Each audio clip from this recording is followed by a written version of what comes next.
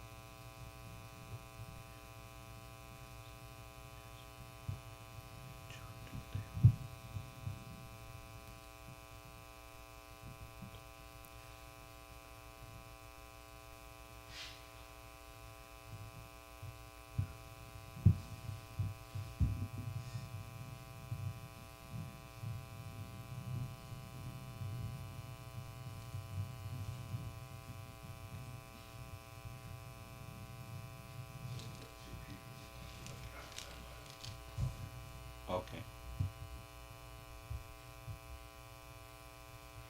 Brother Michael, Yes, sir. you in? Yes, sir. Okay. You can start the. Conference recording started. Conference recording started. The recording has started.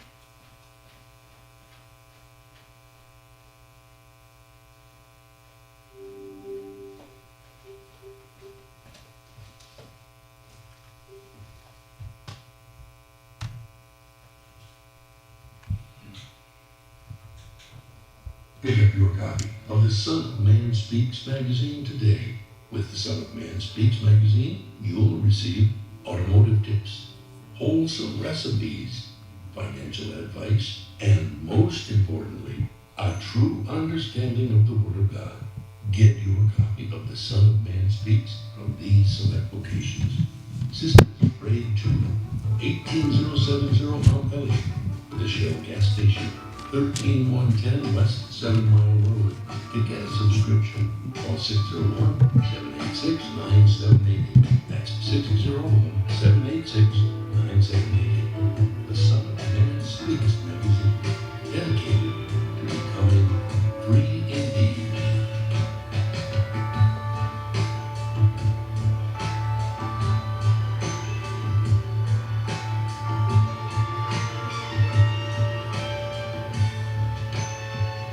Attention, brothers and sisters, viewers and listeners, now available.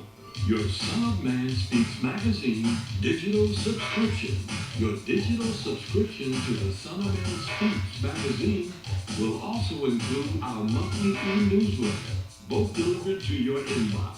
If you have any questions regarding the digital magazine subscription or digital newsletter, you may send an email to shabazsprinting@thenewnationofislam.com. That's shabazsprinting@thenewnationofislam.com. Or call 1-601-786-9788. That's 1-601-786-9788. You can also subscribe online. Visit www.thenewnationofislam.com and click on the magazine tab to register for your online subscription.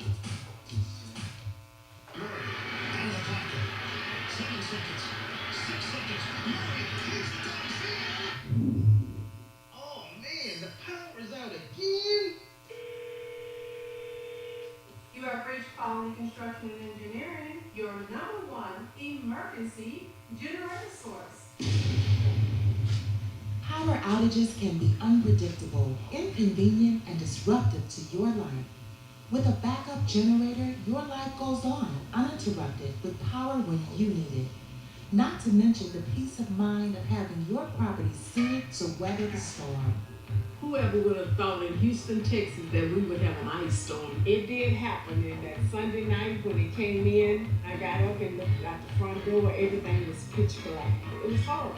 Something out of a novel or a science book that you had never seen before. Once the lights went out, my generator popped on. It ran 55 hours. And the only one had lights.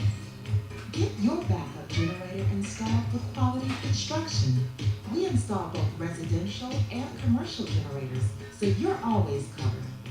Schedule your consultation with us by calling 1-855-876-9370. That's 1-855-876-9370. Or visit us online at www.powerqec.com. That's www.powerqec.com. Financing is available with low monthly payments and 0% interest for 18 months. That was the best investment that we could have ever made. That's my backup, the generator. Generators with Quality Construction, built tough enough to weather the storm. SOS Graphic Design provides agency quality professional graphic design services from established companies to startups and individuals, creating a simple logo to complete rebranding and delivering visual communication with print media. Everything SOS Graphic Design does has a single unifying objective to set your business apart. We are at your service. Call 313-342-2166. That's 313-342-2166 or online at www.sosgraphicdesigns.com. We love Detroit. We are at work. Hey Larry, we are right here on Mount Elliott in Detroit at Sisters Braid 2 Hair Salon. I'm talking. Please, this place. It looks like Beverly Hills or something. Absolutely beautiful. You guys know where my braids. Larry's gonna buy me something. It's gonna be a hair, you guys. It's gonna be my hair today. Hey, braid.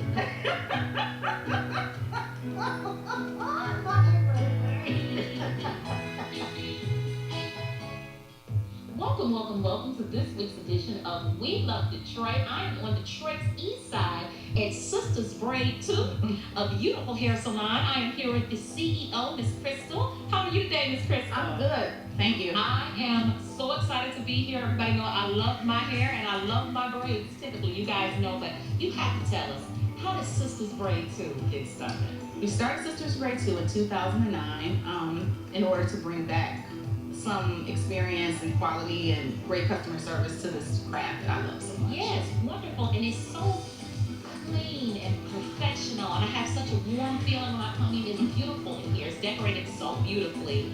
What made you come and choose this spot right in the heart of Detroit, Detroit East Side? What made you come? Well, we had this building and we just wanted to do something with it. It's a collective effort. I'm the Nation of Islam.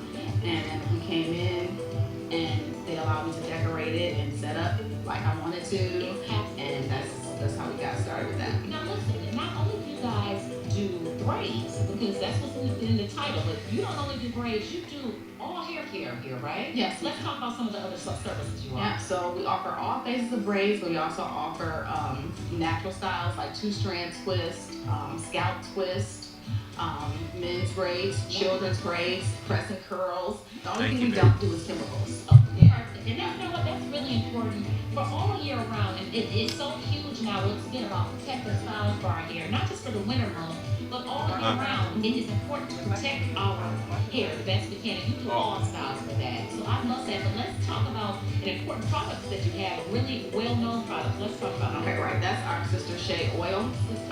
Yes, it's loaded with 10 to 12 great natural oils, aloe vera, shea butter, grapeseed oil, rosemary. So all those things that soothe the scalp while you're in braids, or even if you're not in braids, those things are going to hydrate those coils and keep your hair healthy. And it's done really well, right? You've been on some really well-known shows, right? Yeah, we've been on Live in the D. We've been on Channel 7. We're featured in Small Business Saturdays. Fantastic. We have the Spirit of Detroit Award. She's on the Spirit. Yeah. And now she's on that award. We love Detroit. Absolutely. Now she's come around. Yes. Absolutely. We just love it. Right here, Sisters Shay is the product. Sisters Braid 2 is the shop. When are you open, Crystal? We're open Tuesday through Saturday. We start as early as 8 a.m. We take our last appointment around 6 p.m. So appointments, because you want to make sure that you're being considered of others' time. Yes. And because that's something that's very important Right. to us. In order to give that comfortable quality service, we feel like the only way to go is by appointment. That's right. As soon as you get in, you're getting in the chair, you're getting service. My favorite. I will definitely be coming down. Get back to my grades. You guys must too. It's beautiful in here. Over a decade of experience, wonderful customer service. It's so beautiful in here. I have to say again, right here on Detroit's east side of Mount Elliott. Sisters Braid too. Yes. You have to come down and come down and see this record. Yes, absolutely. Because we love Detroit. Yes, We love Detroit. Yes, we love Detroit. One more time. We love Detroit. Hey, another show, JJ. Larry, wasn't that so nice? It was fascinating. You know, it's amazing what people can do when they put their mind to it. Absolutely, especially in the beauty industry. You guys have to make sure to come on down to Sisters Braid too. Just a jewel. Yeah. In your own neighborhood. Larry didn't find me a style today, but at least I got an appointment for next Hey, time. look at your smile. Oh, gosh. I just used your other one though today because it was, look, it did 2 drips and I was like, oh, I can use my umbrella. My homegirl was talking about it. I'm like, don't talk about it. With our umbrellas, our customers are turning a drab day into a fab day. After all, representation matters. In other words, rain or shine, we've got you covered. Introducing Designs by Deej, your one-stop gift shop for all things handmade and unique. Our products range from our most popular umbrellas, blanket and pillow sets, handmade coasters, and other statement pieces that showcase the beauty of our melanin and natural hair in a beautiful and empowering way. You can find our brand at the Sister Shop locations in New Jersey and Atlanta, Georgia, or you can visit our website, www.designsbydeej.com. Again, that's www.designsbydeej.com.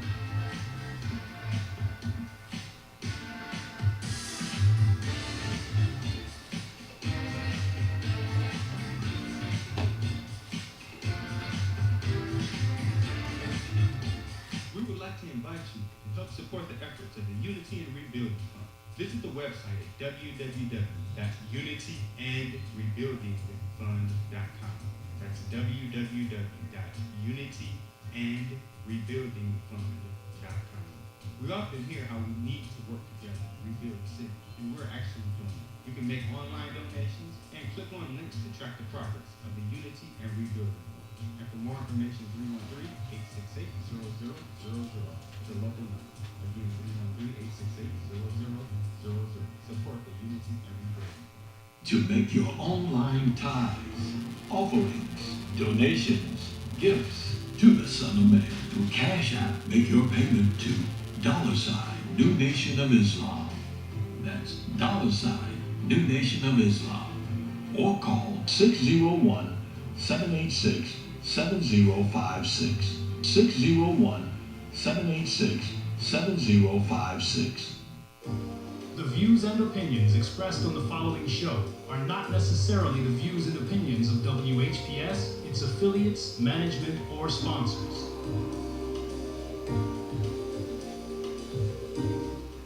Brothers and sisters, are you tired of reading the Holy Scripture and not really understanding what you read? And if you're reasonably sure, have you ever tested that what you feel you know with someone that has a different view than your own? Then let's talk with one another. Then let's reason with one another on a Scriptural Discussion with the Son of Man every Wednesday at 9 p.m., Friday at 9 p.m., and Sunday at 12 noon on WHPR TV Detroit Live, 88.1 FM WHPR, and Comcast Cable. Why don't you call and discuss the Holy Bible, and if you have one, the Holy Quran, and come to an agreement about the Holy Scriptures and their true meaning? You can call it live on the air at area code 313-868-4336, 313-868-0342, or 313-868-0351. That's 313-868-4336, 313-868-0342, or 313-868-0351. And now, let's go live with a scriptural discussion with the Son of Man.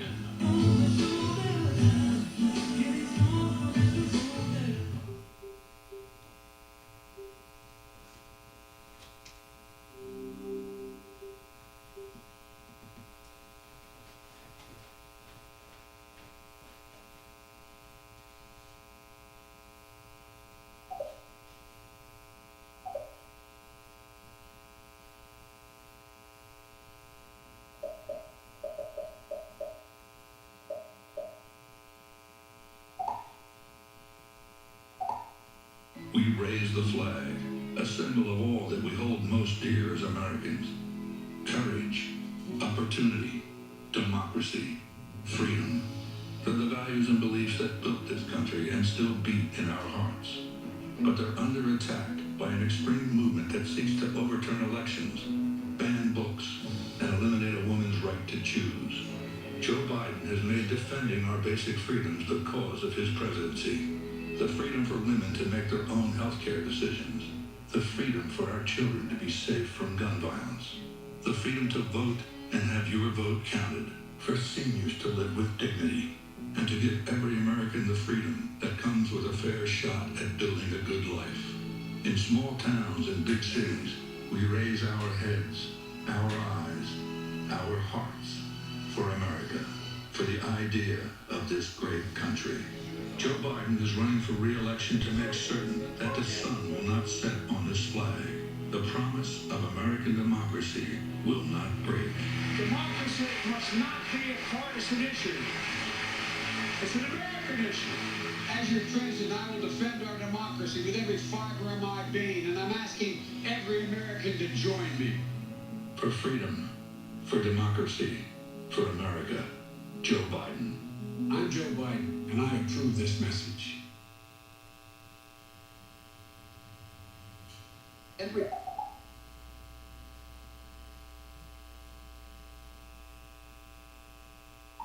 Our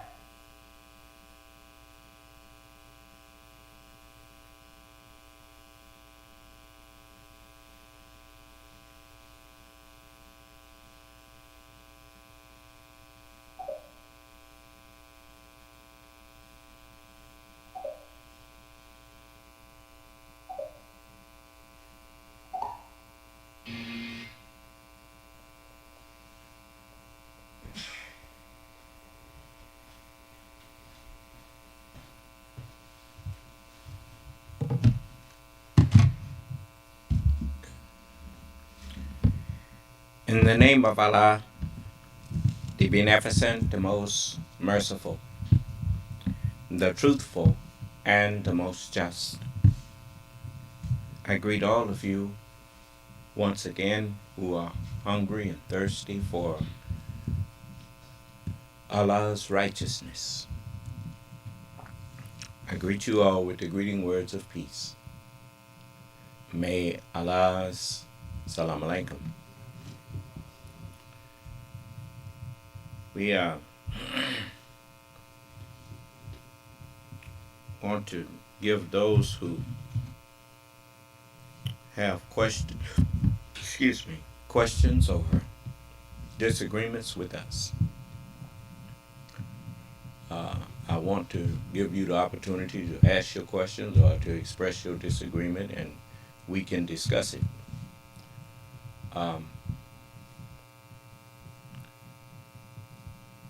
As I said, everybody, like the Holy Quran says, those who expect not the meeting with us I mean, you've read all your life, if you've been going to church uh,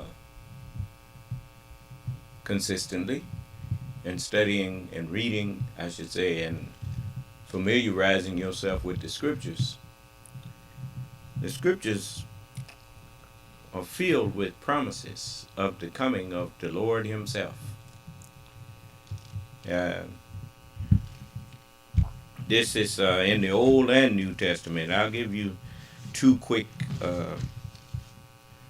passages. This is chapter 8 of Isaiah, and I'll give you a few passages. In chapter 8 of Isaiah, and around the 13th verse, it says, "Sanctify the Lord of hosts Himself." Think over that.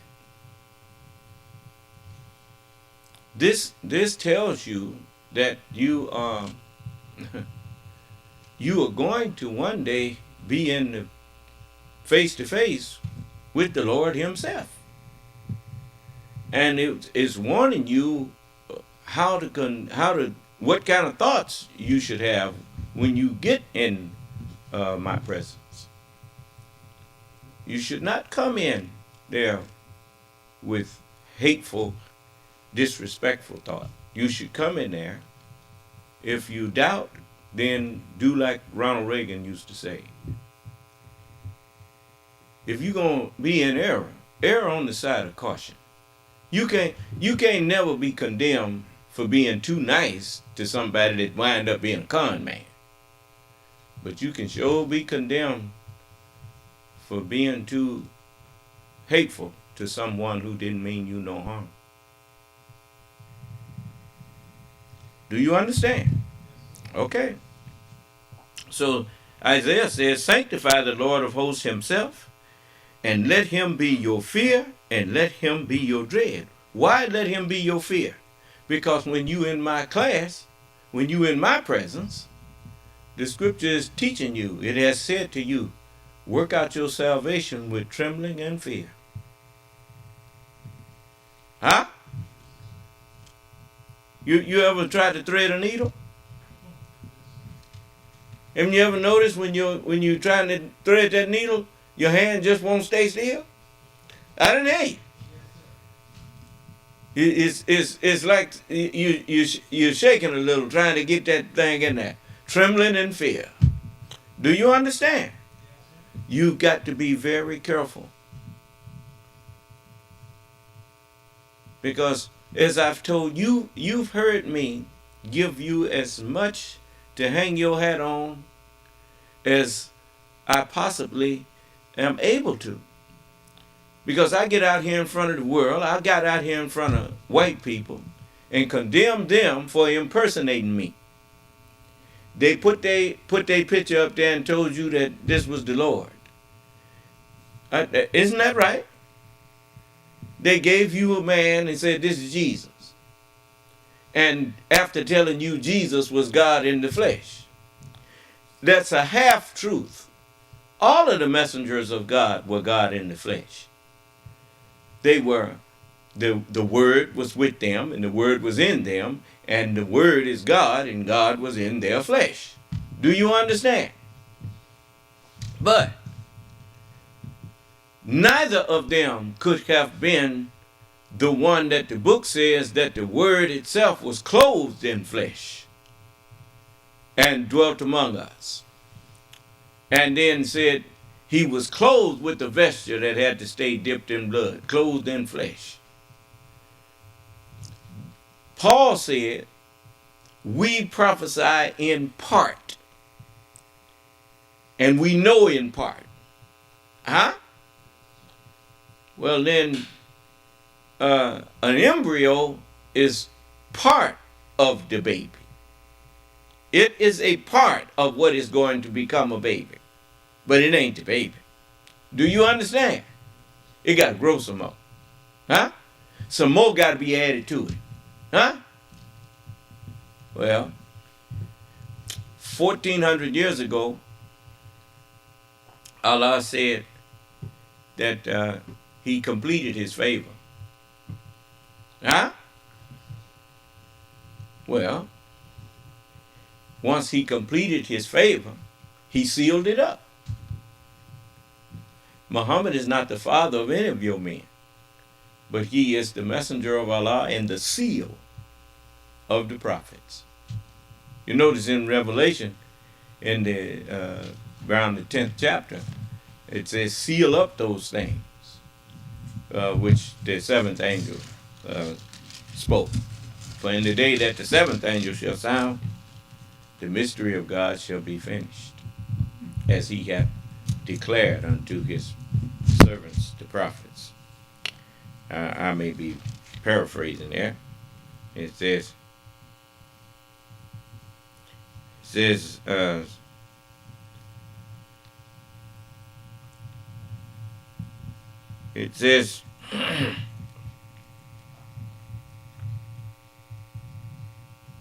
but in the,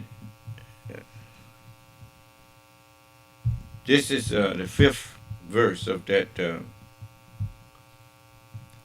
10th chapter of Revelation. It says, and the angel which I saw stand upon the sea and upon the earth lifted up his hand to heaven, and swear by him that liveth forever and ever, who created heaven and the things that therein are, and the earth and the things that therein are, and the sea and the things which therein are, which are therein, that there should be time no longer. 6,000 years ran out.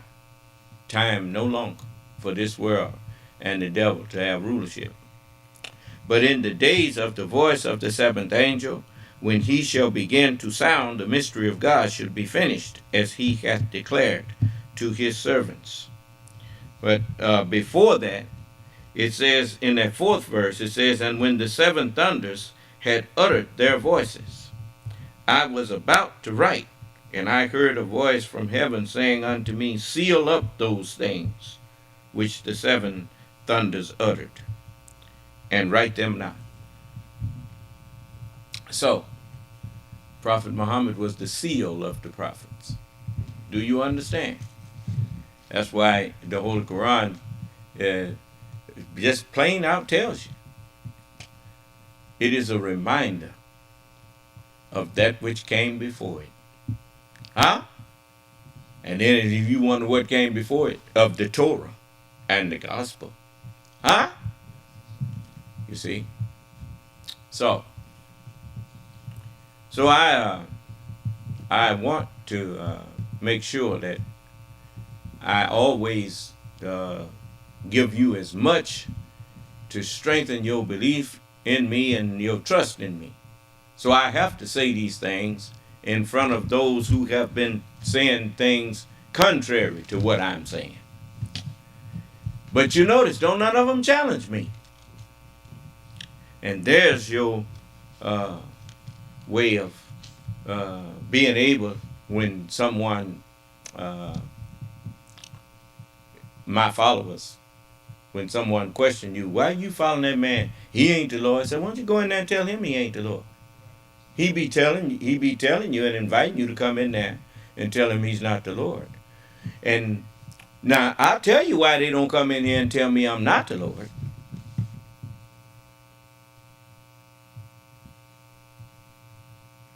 The reason they don't come in here is not because they think I'm going to throw them in hell, because they done seen me go back and forth with people before. They don't come in here and tell me I'm not the Lord is because they ain't got no proof that I'm not. Do you understand? See, you got to prove what you say in here. You can't just come in here and tell, I don't believe it. Well, I already been given an answer to say to you, O disbeliever. I serve not that which you serve, nor do you serve him whom I serve. Huh? Nor shall I serve that which you serve. For you worship that which ye know not what. What are you doing when you speaking to people? You are serving up thoughts, conversation, in your conversation. I serve not that which you serve. Do you understand? So all praises due to Allah. When people come in here, I serve real food for thought. I don't serve lies. You know, when you leave the lawyer, you may be full, but you still hungry. When you leave me, you full. And you ain't hungry no more. Do you understand? You get a good meal when you come in here. So all praise is due to Allah. So I want to, you know, it's just like when people type stuff to me. If they typing something to me, then the next thing they get is an invitation to come in and talk to me. You know, I mean, you just had a man that showed you what type of mentality it is that wants to write notes and everything. You know why Donald Trump write notes? It's because he's a coward. You notice when he fired people, he didn't even want to look at them when he was firing them. He write them a note. You can't come back here no more. Keep them out of here. You understand? He was scared somebody was going to put their foot where the sun don't shine. But anyway, I'm going. I'm not afraid of to talk with you. And so don't be afraid to talk with me. I'm a human being just like you. The only reason I'm called the supreme being is because I have knowledge that no other being on this earth has. I have the knowledge of understanding of how to go into the scriptures and find the understanding of them. And I'm the only one who has that. But other than that, I'm a human being just like you. So you know, you ain't got to feel afraid to come in here and have a conversation with me. If you don't mean no harm, you got nothing to fear from me. Even if you do mean to try to show that I'm not the one that I claim to be, you the one I want to talk to. Because if you're honest enough to tell me why you don't believe in me, I have a chance to convince you. Okay, now, do we have anybody? Yes, sir. Yeah.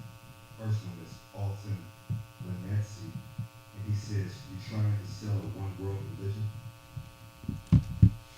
I'm not trying to. You know, that's a good question. That I think that he, you know, that comes from someone who does not just. I want everybody to hear the question. I heard it good, but I'm gonna try to help you. Yes, sir. Go ahead. Yes, sir. Alton Lanetzi says, "You're trying to sell a one-world religion." No, that's all that was ever sent. I'm not trying to sell a one world religion. I'm only reminding you that all of the prophets that these people claim that they got their religion from, all of the prophets was from one God. Now, if you believe that God is, let me see here. I like to give you answers that you can check and know that they are truthful answers that I'm giving you. So, let's see here. Let's see if I can get this thing here to open up for me.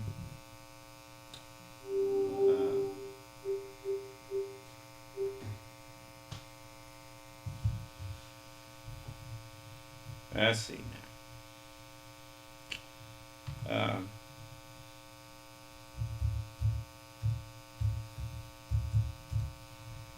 Now this is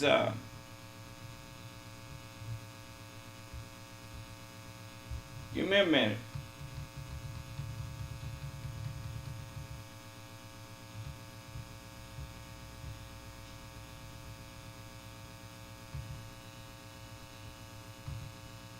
That's what I'm looking for. Just a moment. Sometimes my this machinery that I have up here don't really give me it go to making noise and all that stuff. But over in 1 Corinthians,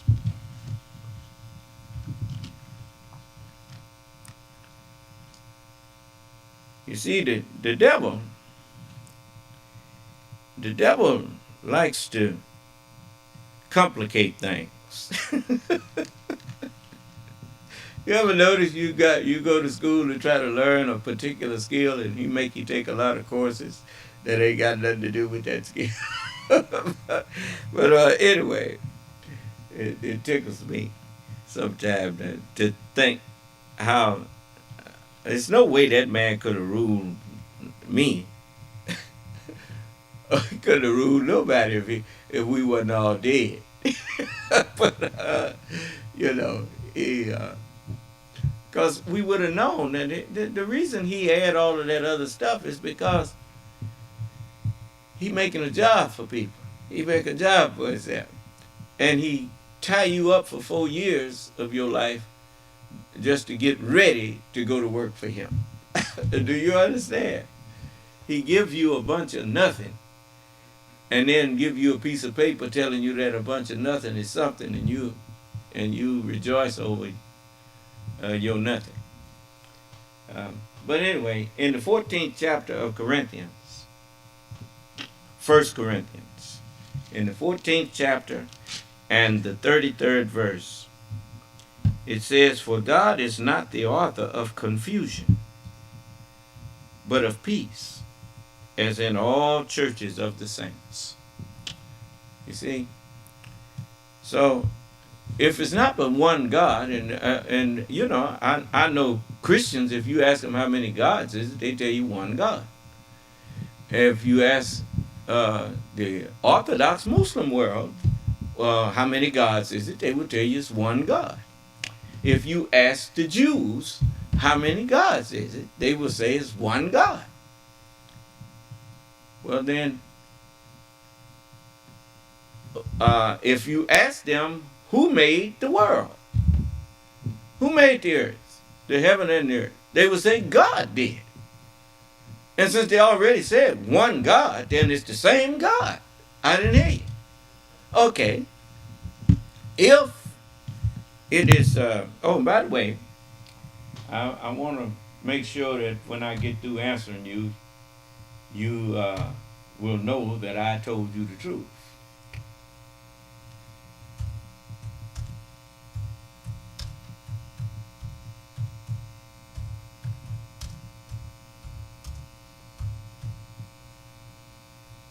This is the 18th chapter of the Holy Quran. And it says in the 18th chapter of the Holy Quran, and the 110th verse is the last verse in this Maulana Muhammad Ali.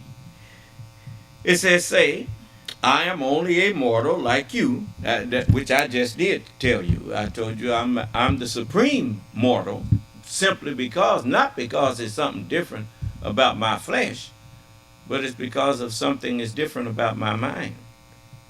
You don't call and I'll use this term loosely, you don't call the men on the Supreme Court because of what their flesh look like. You call them because of the office that flesh is sitting in. Do you understand? It's the court that they are, the judges. They are the final judges that you can go to. They are the highest judges that you can go to in the judicial system of the United States. And they are called the Supreme Court. Do you understand? Okay. I am the supreme being, because with all of the teachers that you can go to, I'm the, you go to hear people call themselves teaching you the Word of God, but You got one over here calling himself a Baptist, another one calling himself an Episcopal, another one calling himself a Muslim, another one calling himself a Jew, another one calling himself a Christian. So they got all these things, and so you bring it to the highest court, then you have to bring it to the Lord himself and ask the Lord himself what you just asked me. Read the question again. Yes, sir. He asks, "You trying to sell a one-world religion?" Here it goes. I am only a mortal like you. It is revealed to me that your God is one God. So whoever hopes to meet his Lord, he should do good deeds and join no one in the service of his Lord. You see, that's why over in the gospel, Jesus said, there shall be one sheepfold and one shepherd. I'm the shepherd, and everybody else must humble themselves as sheep to me. And if you don't, you're going to be eradicated from our planet. Now, see, you don't have to say, we don't know what you would have done. We done seen everything that you would have done, and we see where it led to. Just had I was told a lady killed her husband today and got arrested. Shot her own husband. I told you what you was going to be doing with them guns. Right around here, it happened. Another man, he got him on the news. He was shooting his rifle. His neighbor asked him, would you not do that around here? It's in Texas. You know, don't mess with Texas. You know, the man asked him, would you not do that? My baby is trying to sleep. Had a baby in there trying to get the baby to sleep. And he over there next door shooting so close to the house. And the man turned the gun on him and his family and shot him. You know, I mean, just, y'all some crazy folks. I'm going to play your song in a minute. Because I know your song. But anyway, as you can see, the question you asked me have already been answered. God ain't never had but one religion.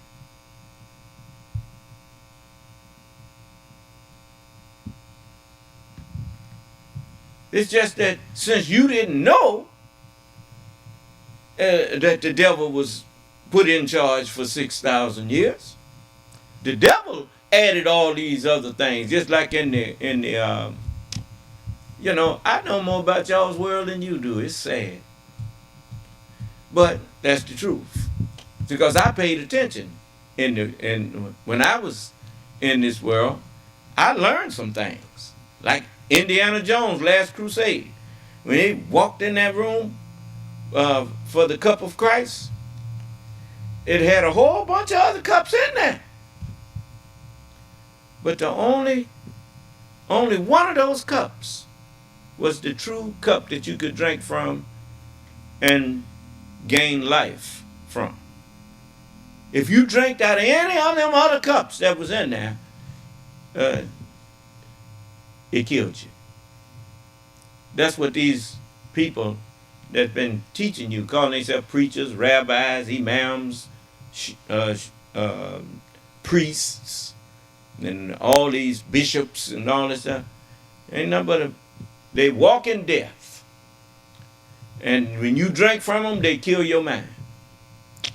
So, that's why you asked me that question. Because even the question you asked sound like you don't want one religion. You want all of these garbage that these people got out here. Now you see why I told you to come in and talk to me. See now, you thought you was asking me something that was, you know, to show that I'm doing something or asking and saying something or teaching something that's ridiculous.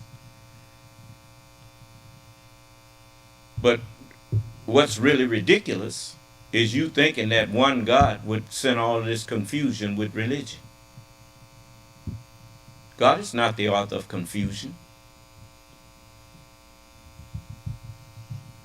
The devil is the author of confusion.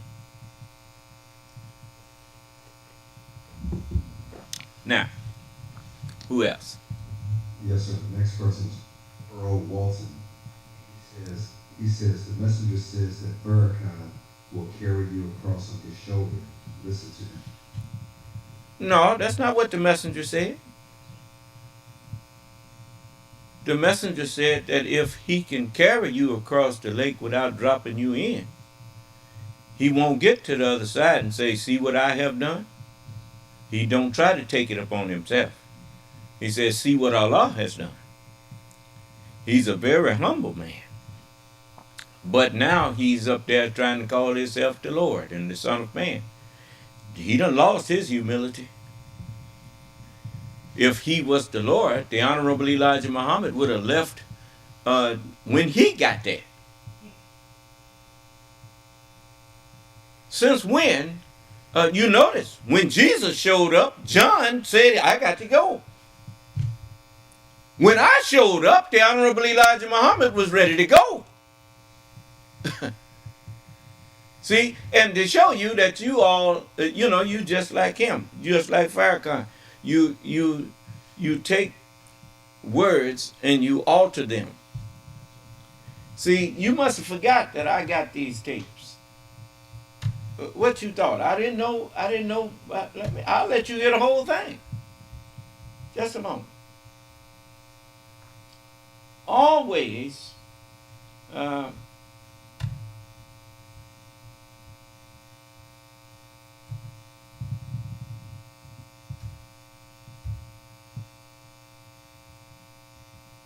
just give me a minute.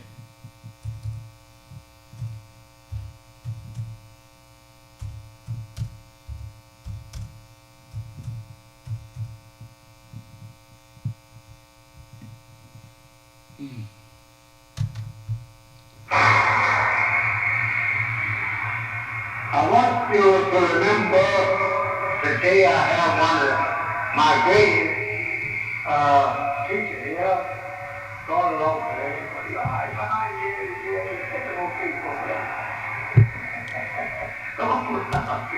why did the messenger ask him, why are you hiding behind the sycamore tree there, brother? Come on right out here. And he started laughing. Why did the messenger do that? Because he knew the meaning of the name that he gave Minister Farrakhan. The forger of lies who hid himself. You see, he thought the messenger didn't see him. He thought the messenger was jealous of him at one time. And he confessed that.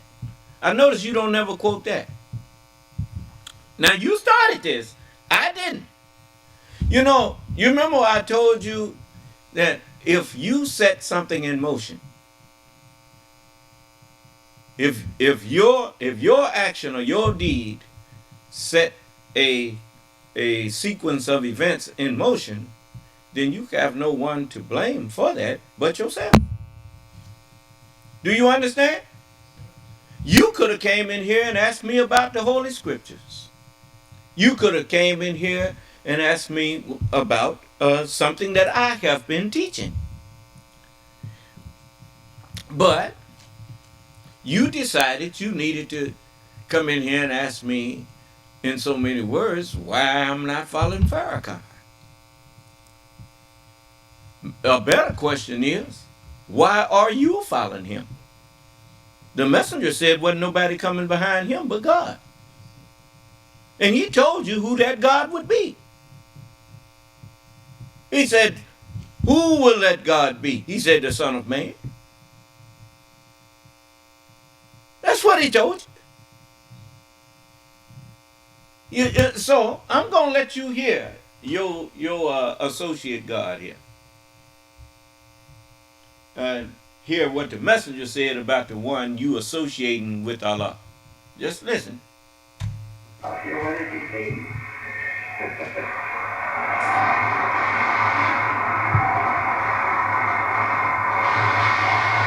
if you listen to the messengers in the theology of time, whenever Farrakhan was out in the audience, he always could be heard over everybody.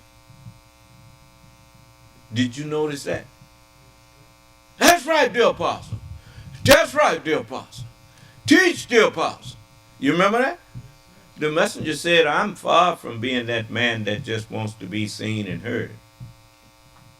And you notice in that little clip there, he said, come on, what are you hiding back there behind the sycamore tree for? Come on. He said, come on. And he chuckled. He said, come on out here where the people can see you. Because he knew he liked to be seen and heard. Do you understand? Now listen.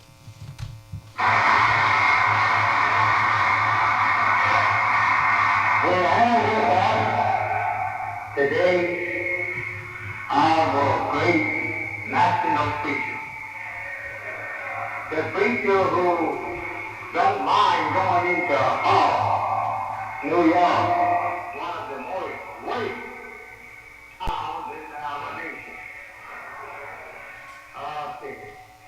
It is our brother in Detroit and Chicago, New York. But I want you to remember, every week he's on the air, help me to reach those people that I can't get out of my house and go reach like you. I want you to pay good attention to his preaching.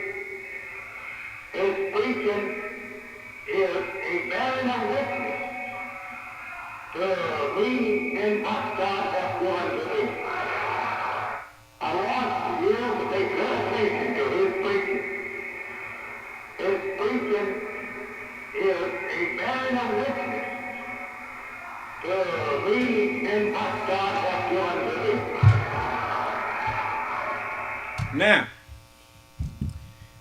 what is that to tell you? That as long as he's bearing witness to what the Honorable Elijah Muhammad was teaching, listen to him. When did the Honorable Elijah Muhammad say that Master Farad Muhammad and L. Ron Hubbard had a meeting together? When did the messenger ever say that?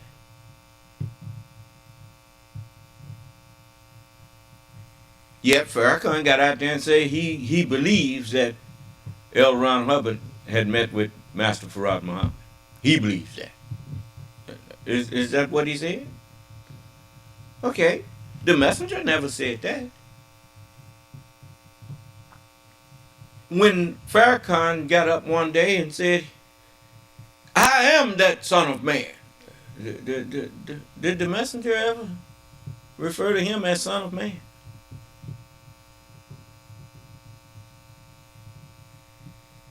You see, the problem with that is that if Farrakhan had been the son of man, then he broke the scriptures.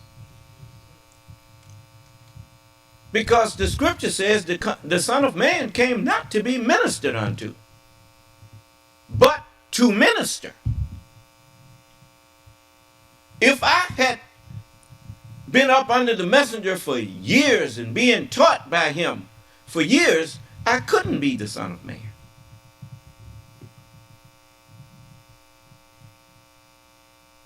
Because I'm not supposed to need nobody to teach me. I'm supposed to get my teaching directly from God, which is the truth.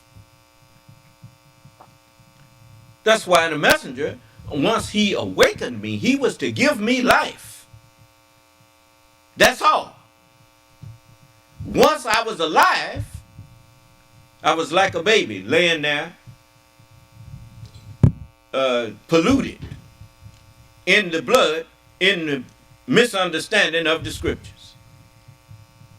And he walked by and saw me, and he said unto me, live, while I was polluted in my blood. He said, yeah, live. And he said after he wasn't here no more, And I was so disillusioned about, well, what is my purpose? I know I'm something, but I don't know nothing to teach nobody. And so I went to his sayings. I went to his books. And he left all that I needed right there. That's why I told you about Iron Man. Tony Stark's daddy left him something that would help him later and save his life.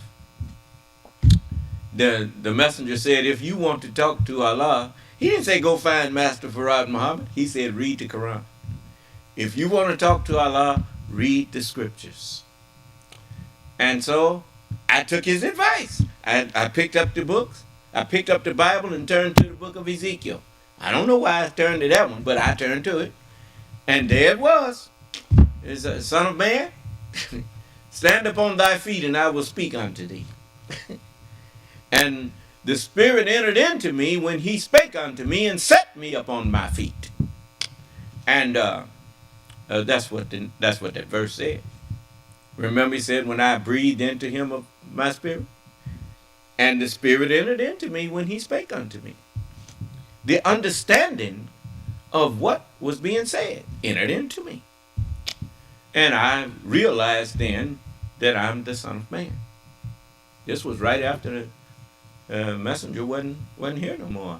It dawned on me who I was. Do you understand? And you heard Brother Donald. I'm not lying to you. Brother Donald told you I told him a long time ago that I'm the Son of Man. Remember that? Yeah. And he didn't believe it. He said, he did his soft-spoken way. He said, yes, brother. But anyway, we laugh about it now. But but he sees something different about me. He always knew something was different about me, though.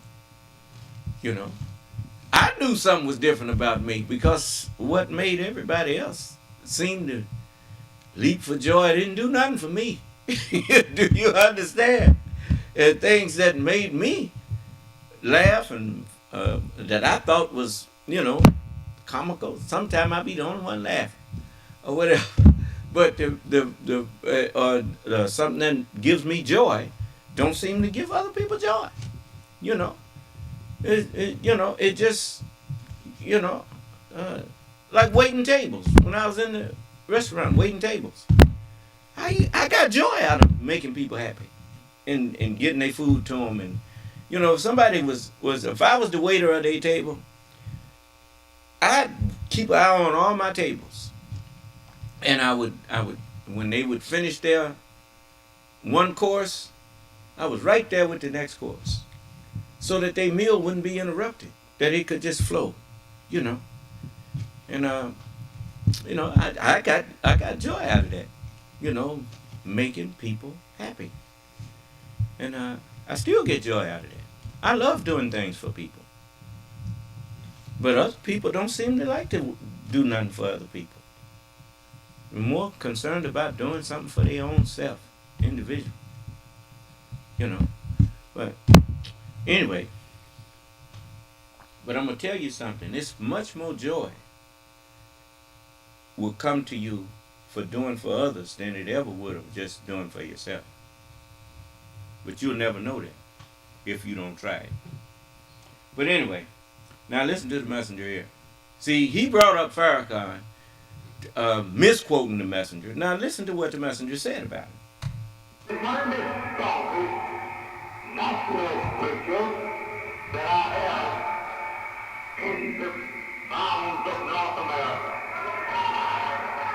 Everywhere you hear him, listen to him. Everywhere you see him, look at him. Everywhere he advises you to go. Everywhere he advises you to stay from. So we are thankful to Allah for this great effort of mine. Minister Farrakhan.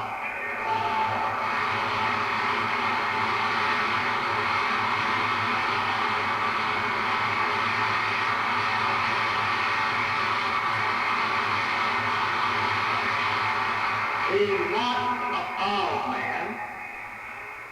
He is a very humble man. If he can carry you across the lake without dropping you in, he don't say when you get on the other side to see what I have done.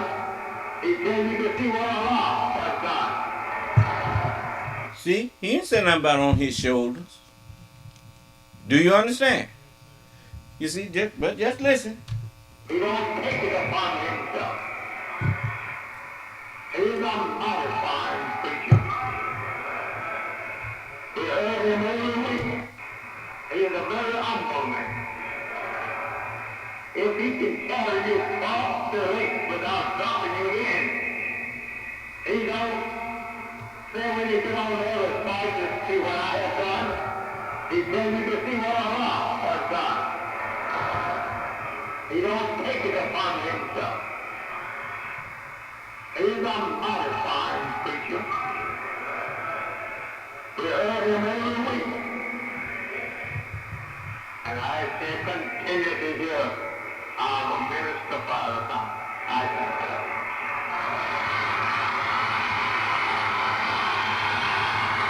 Now read what that fella wrote. He says, the messenger says, Farrakhan will carry you across on his shoulder. Listen to him. Did the messenger say that? Now you see why I'm here. See, they alter the words out of their proper places just so they can mislead you about the direction that you should take. Do you understand? Now, he wasn't even directing that at me. He's trying to teach people that's in our forum and shoot him away from me. But you can't pluck nobody out of my hand, boy. The Honorable Elijah Muhammad, he taught me all I needed to know in order to grow into who I am. That's why he told you that, he said, talking about me, he said, he's just one. He have learned that he can remove Satan at once, but he is offering us a chance. He said, I warn you to accept it and glorify him. I saw y'all pass the mic. Somebody want to be unmuted to talk to me? Yes, sir. That's what I'm. Okay, let me put the microphone over here. Okay, unmute. Call you. Peace unto you, son of man. And peace unto you, brother. I was playing one of your scriptures on YouTube to a female friend. She was writing something about the Bible, Matthew chapter 24, verse 37. And I put you on, and I told her that she could call you and ask you any question, and maybe you could help her about her thing she writing of the Bible. And she asked me what your name was, and I told her your name is the Son of Man, and she was like, he ain't Jesus, he ain't the Christ. I said, that's his name, he's the Son of Man. So, and I said the same thing you saying. I said, I got him on YouTube with Geno Jennings, and he debated that. They were talking about that God created stuff out of triple darkness. And I said that the Son of Man was talking to Geno Jennings. I said, he goes to church. I said, and she was like, you're not Jesus. And I played the debate. Well, first of all, she's right. I'm not Jesus. And I'm not Moses. And I'm not David. I'm not Solomon. I'm not Prophet Muhammad. I'm not Elijah. I am their Lord. That's what they told you. They didn't tell you that the Son of Man was them. Jesus didn't tell you that I'm him. He said, I go to him. I go to my Father, and you see me no more. He said, but if I depart, I will send him unto you. That's what Jesus said. How would he send me unto you? I would act on his words. You see? That's how generals. Did you see? I'm glad you called, brother. Now you showing people how they should be doing. Did you see Crimson Tide with Denzel Washington and what's his name? Gene Hackman. Did you? Okay. You remember when they was getting ready to launch them missiles? Yeah. They got their orders in writing. You know how people give you their word. You remember Director Comey was in the office with Donald Trump, and he went in the office by himself with Donald Trump, and Comey said Donald Trump said this, and Donald Trump said that, and Donald Trump said, I didn't talk to him, I didn't say that to him. That's why they put orders in writing. You see, official orders to launch nuclear weapons, they don't come verbally. You get that in writing. You get an emergency action message. Allah put his words to me in writing. Those messengers, think for a moment. Let me show you something. Many people think Jesus, Moses, David, Solomon, they think those messengers were sent to them. The people think that Jesus was sent to the world. If Jesus had been sent to the world would have understood what Jesus had to say. If Moses had been sent to the world world would have understood what Moses had to say. Since when does God send you a message that you can't understand?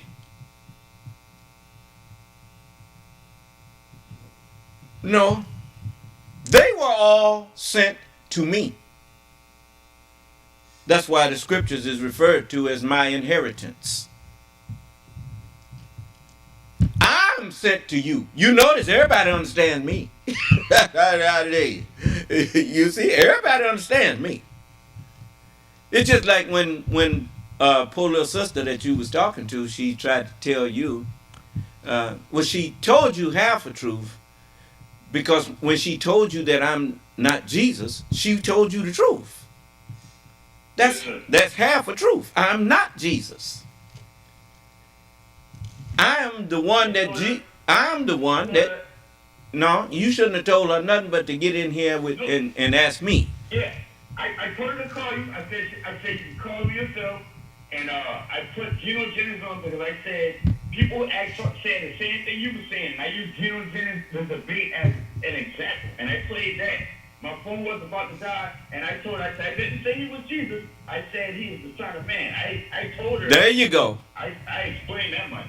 You see, the one thing that keeps you all who believe in me, if you believe in me, I gave you instructions that would keep you at peace. Because when people try to argue with you about me, you don't argue with them. You say, here's his number. Here's his number. You call up and ask him all the questions you want. There you go. And then you listen to them converse with me, and then it will just strengthen you, because I ain't never lost no argument. I have never lost an argument since I've been teaching. And I've been teaching since 1975. And I told her, I said, this is teaching. I mentioned the most honorable Farrakhan, I mentioned the most honorable Elijah Muhammad. I mentioned W.D. You don't have to, but don't never put. I mentioned the Son of Man. I said. Just a moment. Just a moment. Don't never put the term most honorable in front of Farrakhan's name or W.D. Muhammad's name, because they were not honorable. An honorable person is an honest person. An honorable person is someone who, if they give you their word, you will never hear them go back on what they gave you. You not one time can you ever point out where the Honorable Elijah Muhammad gave us his word on something and then took it back. No. The whole time he was teaching, when he taught us that the white man is the devil, he didn't go at the end of that time and say, oh, well, I made a mistake. The white man ain't the devil. And you ain't never heard me tell you that the white man ain't the devil. No, So, sir. and I never could tell you nothing like that. But you hear Farrakhan and all of them. Farrakhan even said that he didn't see the messenger as the messenger no more. And I got that on tape. He said he didn't believe that Master Farad Muhammad was God. I got that on tape. But when the messenger was here, he told the messenger that he believed that.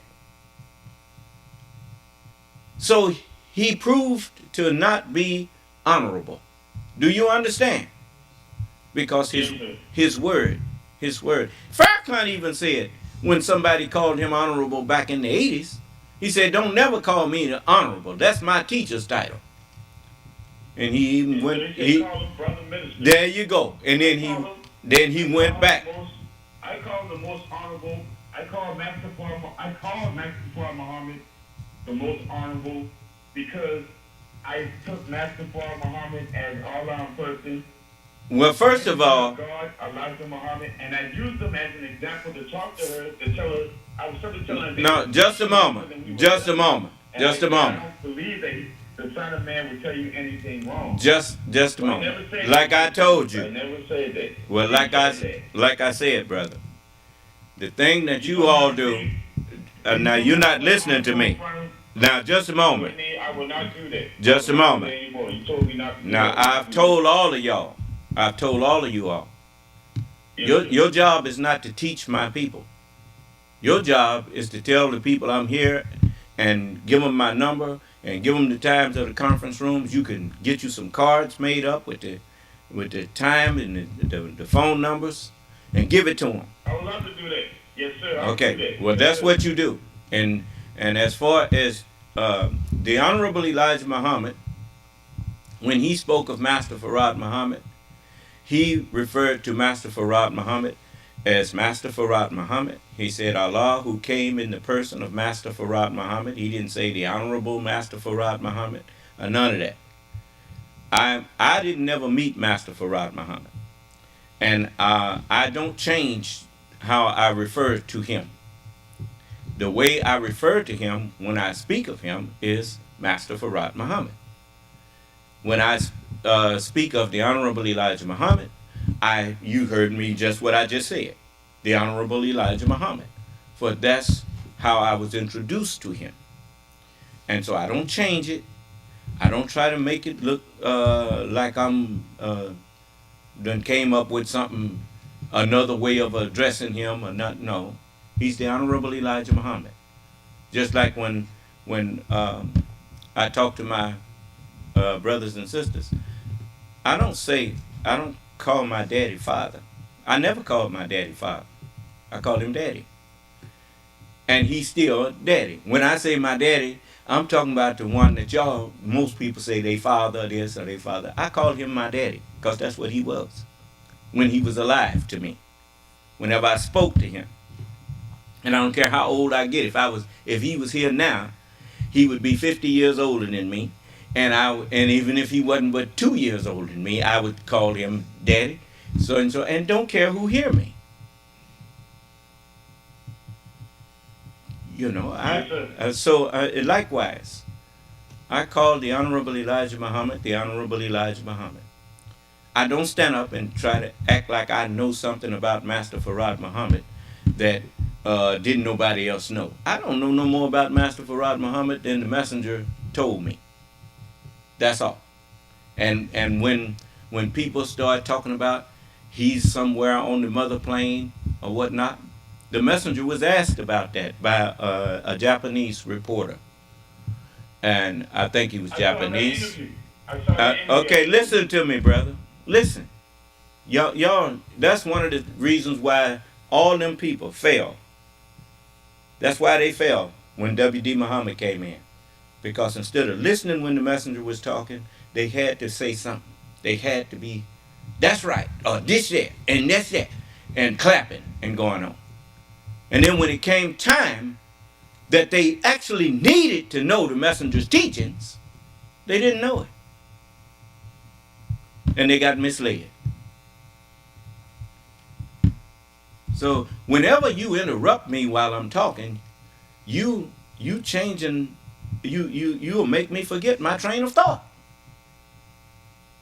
Because I'm not the kind of person that if a person talks to me that don't listen. I listen when people talking to me. I'm not in love with the sound of my own voice.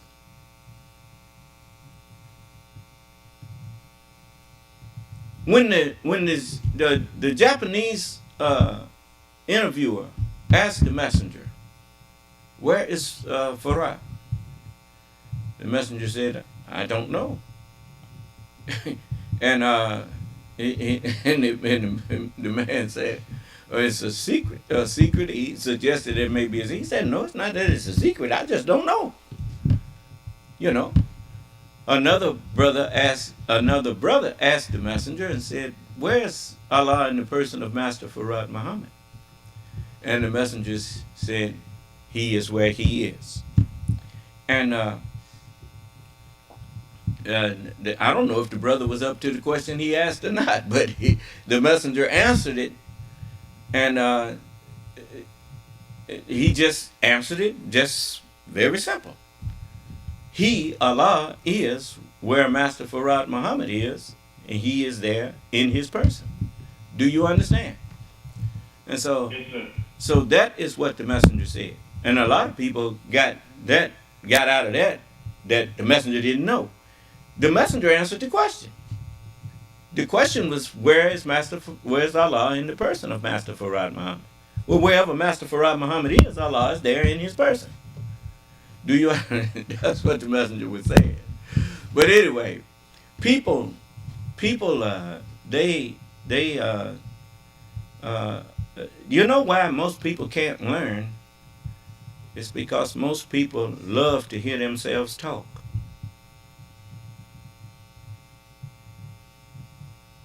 When you're in the presence of someone who is more knowledgeable than you,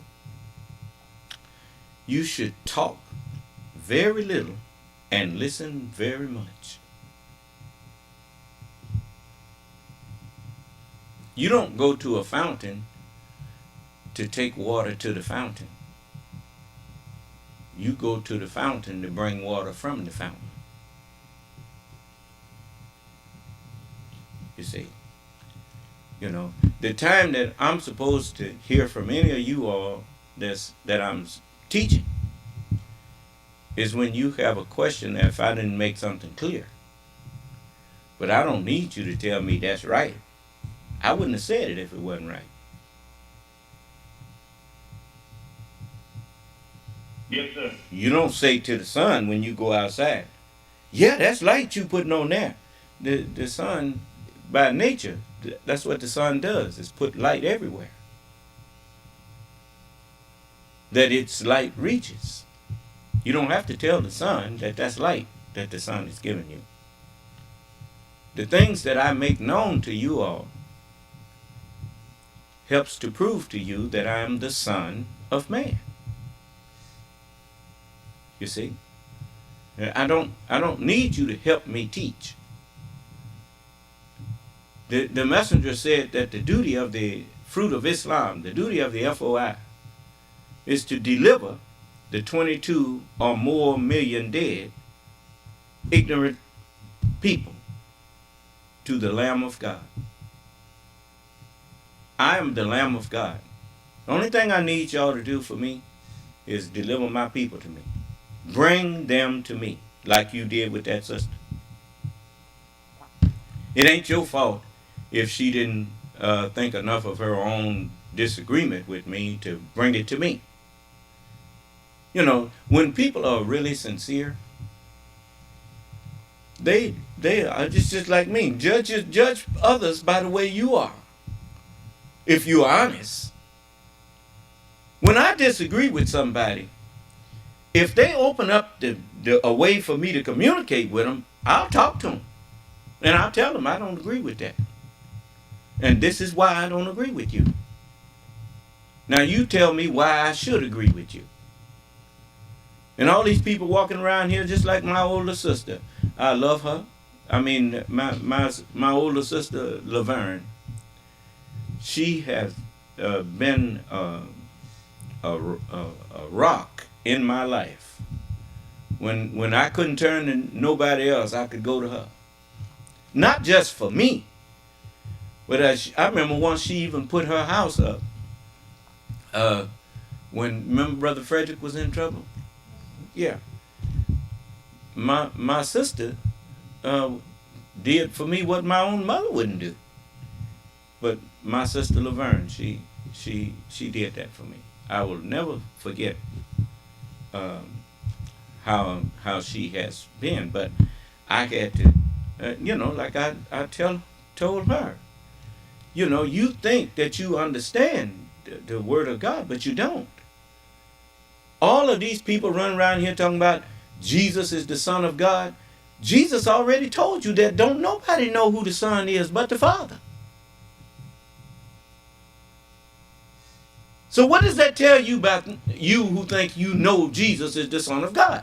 Jesus was not the Son of God. Not the way you're thinking. Oh yes, he was the Son, all right. He's one who brought light to me. He was the Son of God. He brought the word that enlightened my mind. And we know that which is makes things manifest is light. And Jesus' words help make manifest to me who I am. Do you understand? So, and since I am the Lord, as David said, know ye that the Lord, he is God. So Jesus was one of the sons of God. And that's written in John, but they spell sons wrong. It says, behold what manner of love. 1 John, the 3rd chapter. Behold what manner of love the Father hath bestowed upon us, that we should be called the sons of God, the tutors of God himself. Do you understand? And that's what you call your teachers sons. You just don't realize it. What do you mean when you ask a teacher, could you shed a little more light on this for me? Could you shed a little more light on that for me? So you see the teacher as the son. So, see, I'm trying to show you how these people in this world, they don't think. They're like a computer. The white man turns you into an instrument, a functionally illiterate person. That you don't even think about what you're saying. You say things, and the things that you say, a lot of them are correct. But you don't understand a word you're saying, like a man talking in his sleep. Look, you had never even thought about what I just said about tutors and about your teachers and the way you ask other people, hey man, give me a little more light on this here. Show me what this is talking about. Well, every time you go to someone looking for light, you're going to them like we go to the sun. We want the sun to shed light on things for us. And that's what the sun does. It serves us by pointing out, manifesting the creation around us so we can walk through the creation without stumbling. Do you understand? You see how I'm helping you? You see how I'm helping all of y'all to walk through the scriptures without stumbling over things? All you have to do is just, when somebody try to tell you they know who the Son of God is, you tell them, no, you couldn't know that. Jesus said that nobody knows who the Son is but the Father. Neither any man the Father but the Son, and he to whom the Son will reveal him. Now, if you know the Son, how come you don't know who the Father is? Why don't you ask the Son who the Father is? And if you can't point out who the Father is, how can you possibly claim to know who the Son is? Because only the Son can reveal the Father to you. I'm the only man who knows that the truth is the Father. And the truth is the only one that knows I'm the Son. Everybody else either believe or disbelieve. Whosoever believeth on him shall not perish. You see? If you know I'm the Son, if you knew I was the Son, then you wouldn't have to have faith. All you have to do is just trail me. Just stay behind me. You know you good. You ain't got to have no faith. But if you don't know it, then all you can do is trust that I know who I am. Do you understand? And then when you believe me, then you believe on me, and then you stay behind me, and you shall not perish. Now, so that's the same thing you did with her. You get you some cards made up, and you, when people, you run into people that seem to be interested in righteousness and interested in religion, give them a card. Tell them, hey, won't you check this out? There's a man on the air, on the internet, claiming that he's the Lord himself. And he say he's the Son of Man. Go check it out. He offered $50,000 to anybody who can prove he's not. Who else is offering you that kind of money to prove that they are lying? Okay. Thank you for your call, brother. Yes, we had something. You're very welcome, brother. What is it? Yes, sir. Cameron Osteen says, I love you, brother. Not as much as I love you. I've been knowing that young man since he was a baby. And, you know, and I know his mother, you know, June, you know, just as sweet as she can be. I remember when I really needed, when I was out west, and I was, I never did like to work for other people. You know, go punching no clock. When I got out the military, I was pretty much a sales representative, and then I went into plumbing and did things for myself. And I remember his mother, June, she'd been knowing me since I was a little boy. And she hired me to paint her house. And, you know, I really needed that money at the time. And, you know, she don't know how much I appreciated her for that. But I did tell her how much, you know. Yeah, our families were real tight. So it's always nice to know Cameron is listening. You know, I love you too, little brother. Anyone else had something they wanted to ask me? Let me say this to all of you. Look, if you want to practice what I'm teaching, you remember what Jesus said? He said, if you love me, keep my commandments. And then he told his disciples, he said, love ye one another, even as I have loved you. See, love is an action word. It's a verb. You know what people feel for you by what they do for you. Do you understand? You know, most people, you know, this world teaches you, if nothing else, it teaches you selfishness. Because most people always want to be on the receiving end of good. They just, everybody likes to receive blessings. They like to receive good things from people. But you don't develop good character by how much people give you. You develop good character by how much you give other people. I have learned this through my experiences.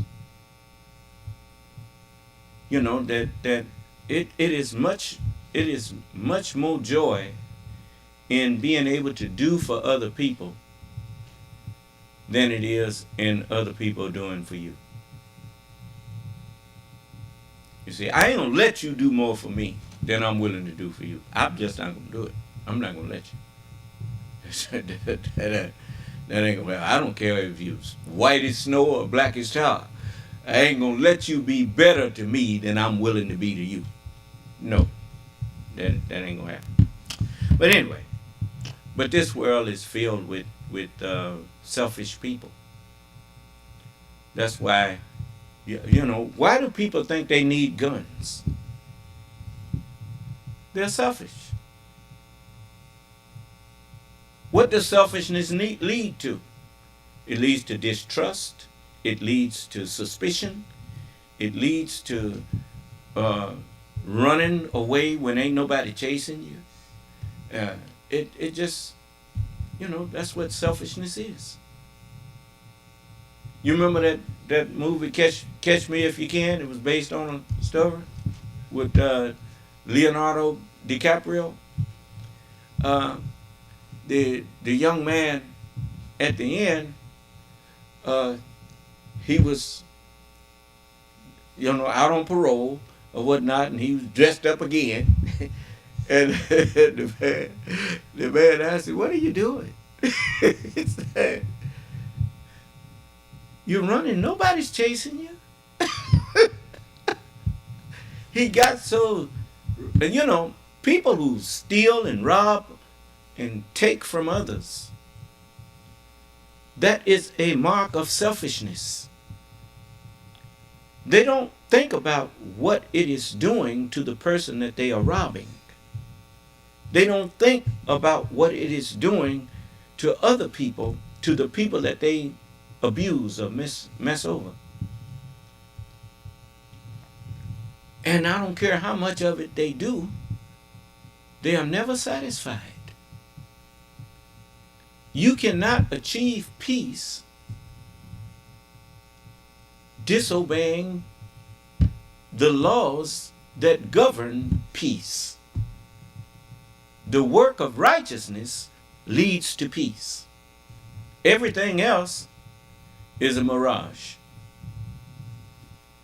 Wealth, people think they'll get a lot of wealth and they'll be at peace. I see a lot of billionaires walking around breaking everybody's peace. That's how you know when people are not at peace themselves. They're breaking yours. Do you understand? I was thinking about, I wish I could talk to some of them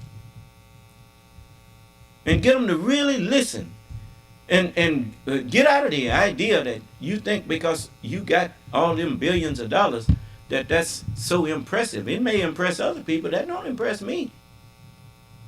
I own the earth. You may not believe it. That's fine. But if you read the scriptures, it says the earth is the Lord's.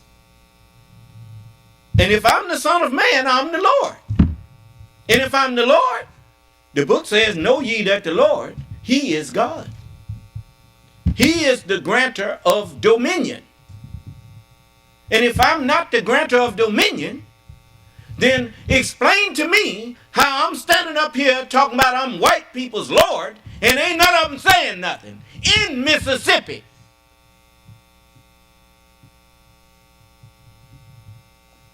You've watched me walk around out here in the public.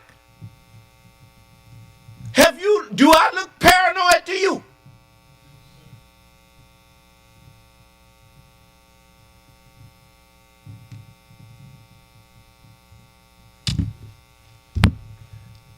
If I'm not the Lord, who taught me all of this? Where am I getting all of this knowledge from?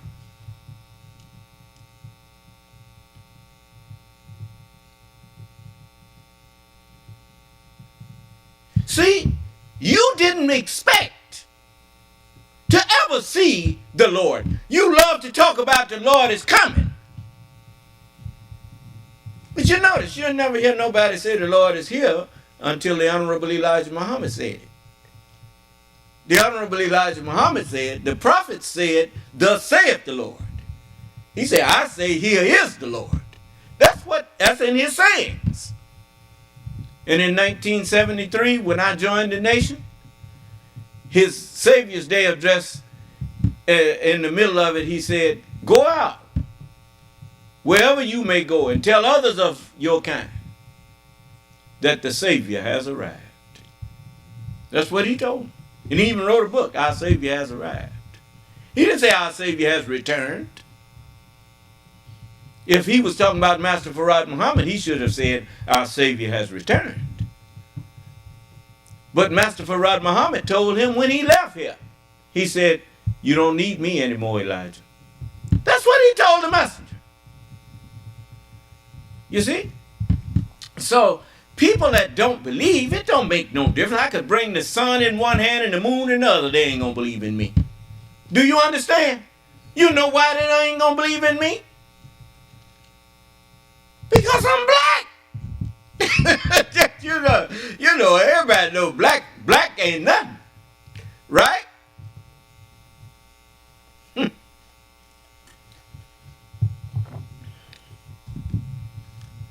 Tell you what, next time you tell yourself black ain't nothing,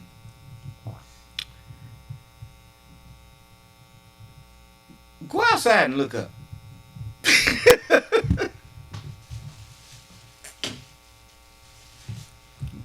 You may not, you done forgot where you sitting, ain't you? Everything is encompassed in black. Huh? When a white man tell you that the business is in the black, you know what he means.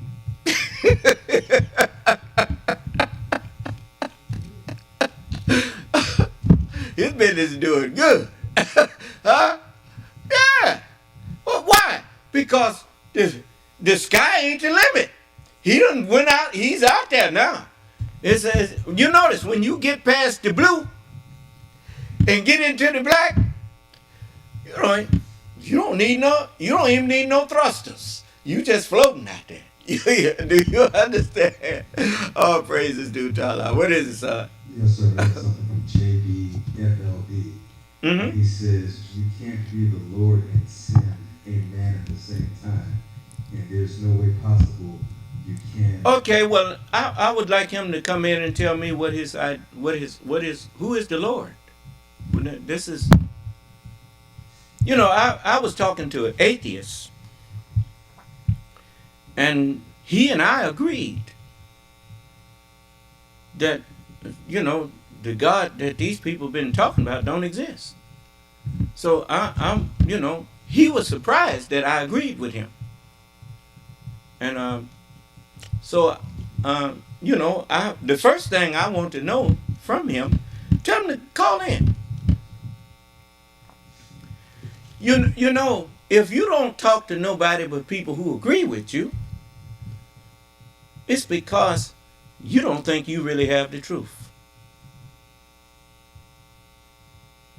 If you think you really have the truth, the very nature of the truth is the nature of light. Why do you think they say the truth is the light? Now, come on.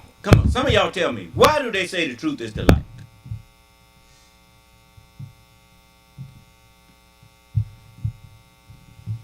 See, you sitting up there typing at the thing. You're not holding no conversation with nobody at no keyboard.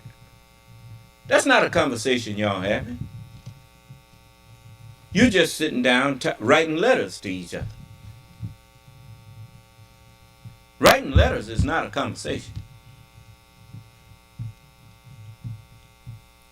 You see? When you look at the term conversation, you have the word converse. You see? Converse is you notice like convex and concave.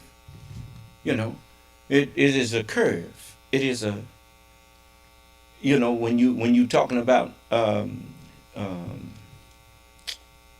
the curvature of a ball, then the surface of a ball is convex. You know, but when you dig a hole, then if you got concaved, it's a circle, but it's an indentation. Convex is outward. Well, when we converse with each other, then we go around. Our words are traveling from our mind to our tongues to the person's ear, and then based on what went into your ear and you understand, then you come back again. You send your words back, and it keeps going in a circle. Do you understand? We are having a conversation. Do you understand? So, now, don't be afraid. I'm not going to attack you. You can come in here and talk to me. You know what the messenger said about teaching people? He said, we must first be brothers. You know why he said that? You who was the only child in the house, you probably don't know why. But if you had, if you was one of 10 siblings, like me. Now, I never met one of my sisters because she died before I was born. She died of pneumonia. I was told about her. Her name was Geraldine. But that left 9 of us. 7 boys and 2 girls were left. And I was my mother's 9th child. And at least my mother and father's 9th child. And so all of my siblings were basically older than me. Do you understand? I had one under me. That was James. And yet, no matter how much older they were than me, if they said something to me I didn't like, I'd mouth right back off at them. Do you understand? I wasn't scared of them. Those were my brothers and sisters, my siblings. I probably got on their nerves more than they got on mine, or at least as much as they got on mine. But we wasn't scared of each other. You're not scared of your brother. That's why the messenger said we must first be brothers. Do you understand?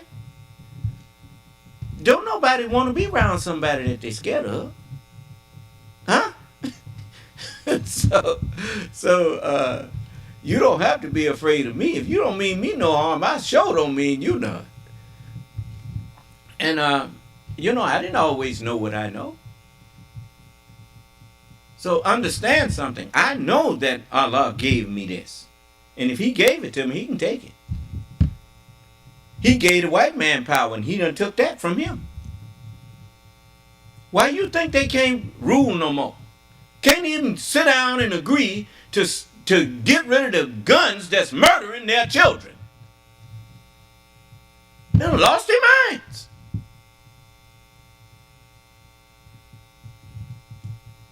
If I intend to give you good advice, it won't do you no good if Allah intend to destroy you.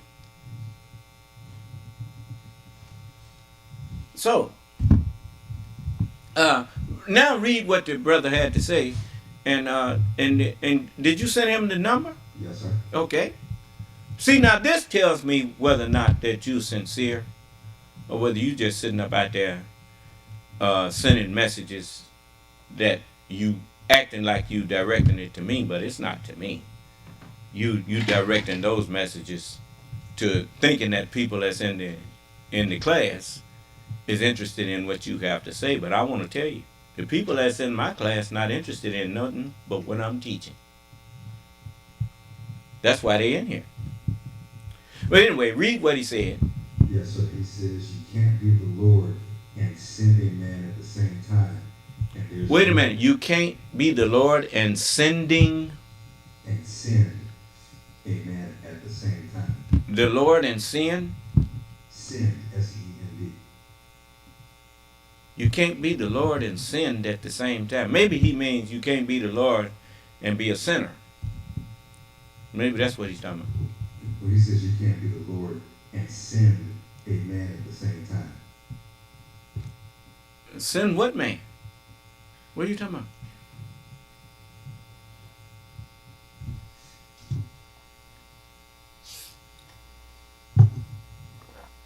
Master Farad Muhammad was the Lord, and he sent Elijah. What you mean? When Moses was at the bush, he talked to the Lord, and the Lord sent him. What you mean you can't send? Minister Abdul Karim was under the Honorable Elijah Muhammad. Minister Farrakhan was under the Honorable Elijah Muhammad, and he sent them out there. And the Honorable Elijah Muhammad was a Lord. All of the messengers of God were lords. That's why me, the Lamb, is called the Lord of Lords and the King of Kings.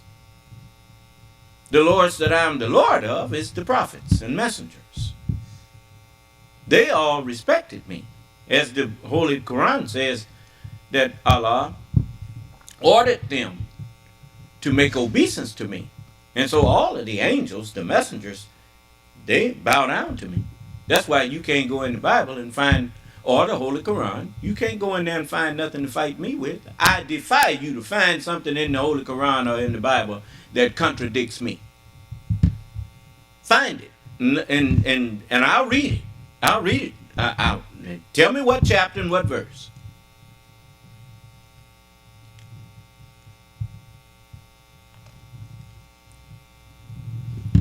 You see? See, I know you all. I mean, there's some of you all that the devil done gained the complete mastery over. You know why? Because it's written that I will fill hell with jinn and men.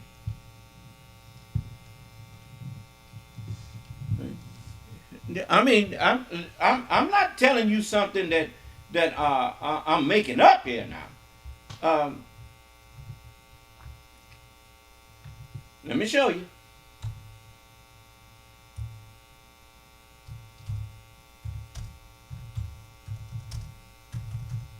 This is in, Allah can't take his word back.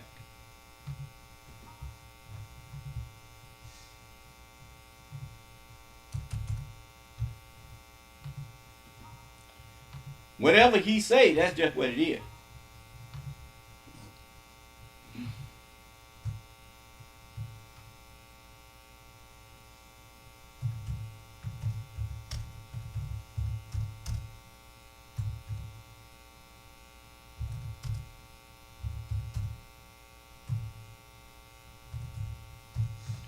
I want to find it here. Let me see.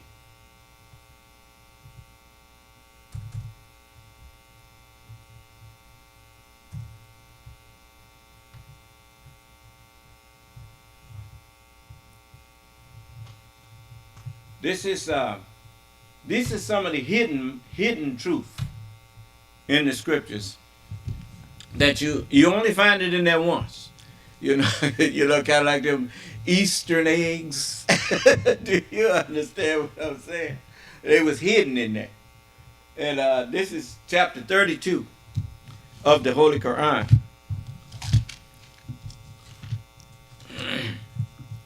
In chapter 32 of the Holy Quran, it says, believers and disbelievers, a comparison. Now, this is the section entitled Allah is comparing believers to disbelievers, showing you the comparison of the two. It says, and couldest thou but see, this is the 12th verse, and couldest thou but see when the guilty hang their heads before their Lord, and they will say, our Lord, we have seen and heard, so send us back. We will do good. We are now certain. And if we had pleased, we could have given every soul its guidance. But the word from me was just.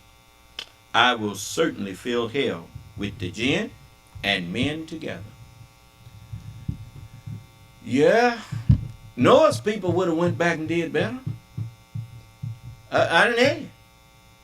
Especially since the little sister sent me over there to, the brother said she gave him chapter 24 of Matthew and his 37th verse. But as the days of Noah were, so shall also the coming of the Son of Man be.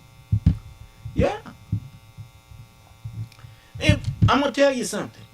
Before it's over with, every human being on the earth is going to believe me.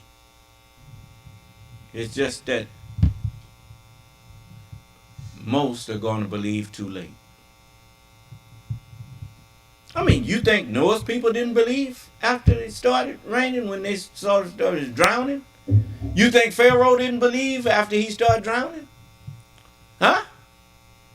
What you think about the people of Sodom and Gomorrah? Do you think they believed that Lot, they should have listened to Lot when the earth threw up on them? Huh? Yeah. They believe. It's just too late. Huh? Send us back. We'll do better. Huh? Too late. Now remember now, I stood up here in front of the whole world. You heard me stand up in front of the Orthodox Muslim world that used to accuse us of teaching false Islam. They accused the Honorable Elijah Muhammad of not being the messenger of Allah and saying that he wasn't teaching true Islam. And had many who had claimed to believe in the Honorable Elijah Muhammad joined with W.D. Muhammad and them calling the messenger a false prophet. Huh? And now, the one student that the Honorable Elijah Muhammad knew he wasn't going to lose is standing up here verifying that he taught the truth. And I'm telling the whole world of Islam, whether you call yourself Orthodox or whatever, I am the Mahdi. And if I'm not the Mahdi, why aren't any of them challenging me on saying that?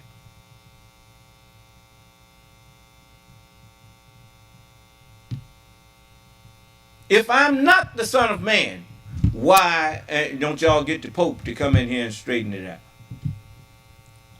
You know, you who say you Christians and whatnot, your preacher and whatnot.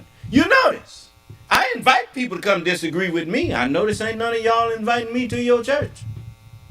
You ain't inviting me in your meetings. Why not? Because you lying. The one thing that you know is that I truly believe what I'm teaching. Because I'm willing to discuss it with anybody.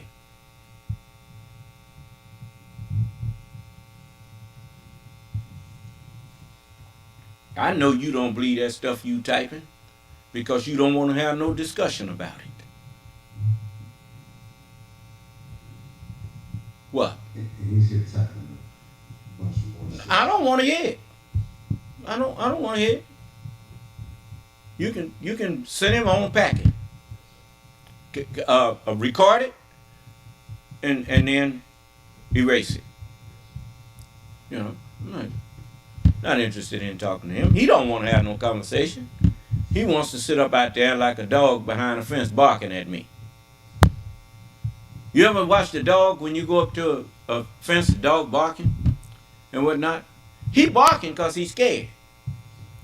And when you get past the gate there, when the gate is open and you stop right there, the dog shut up.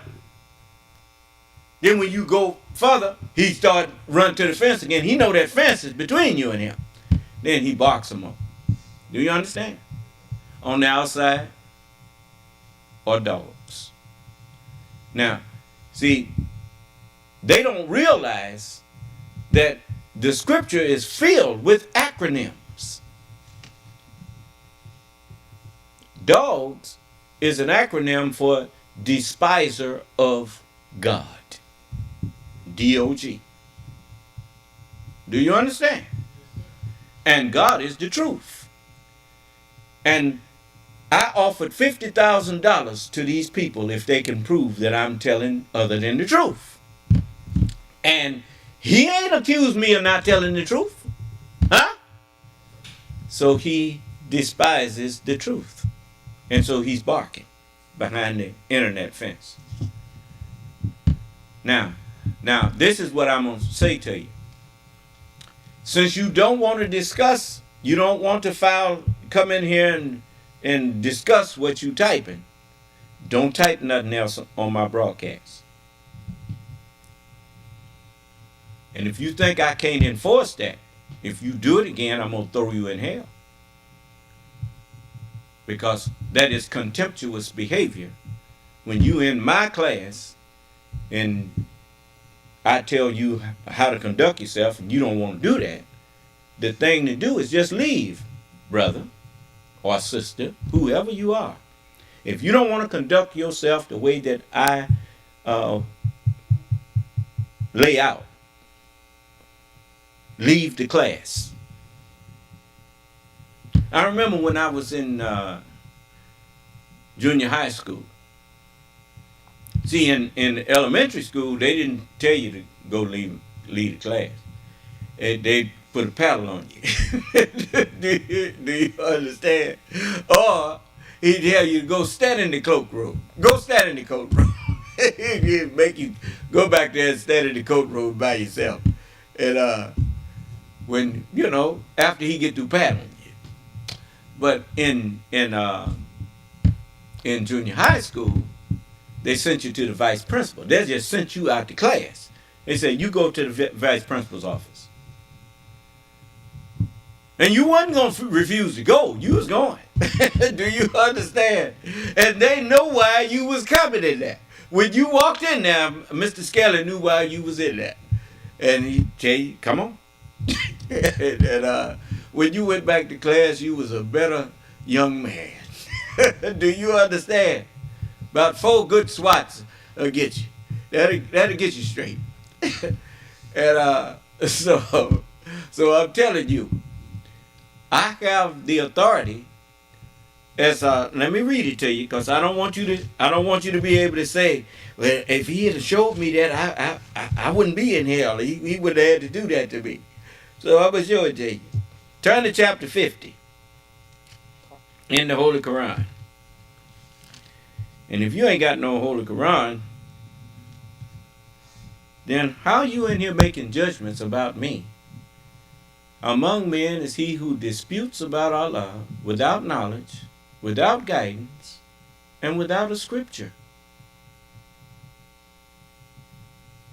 So, in the Holy Quran, it says in the 50th chapter and the 24th verse, it says, cast into hell every ungrateful, rebellious one. Now, you see how I stand up and I take time and explain myself to people? I explain to people. People ask me, why are you calling yourself the Son of Man? I don't get mad at them. I explain it. Didn't I? Then why do you feel the need to come in here and disrespect me?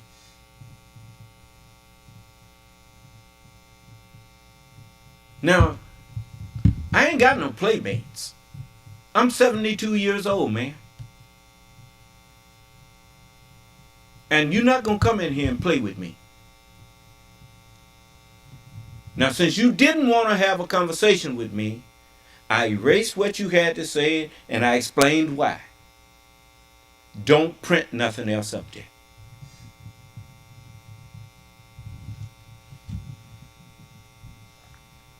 Because anytime a person show you the courtesy of even reading what you had to say, and then I invited you to come in and discuss it with me. If you didn't want to come in and discuss it, I don't need no more printing. You ain't got no secretary here. Now, if you was outside of the country, if you was in a foreign country somewhere, I'd have that conversation with you. But they got unlimited long distance on most cell phones and most landlines now. That was done for me. So, if you don't like me, the best thing to do is leave me alone.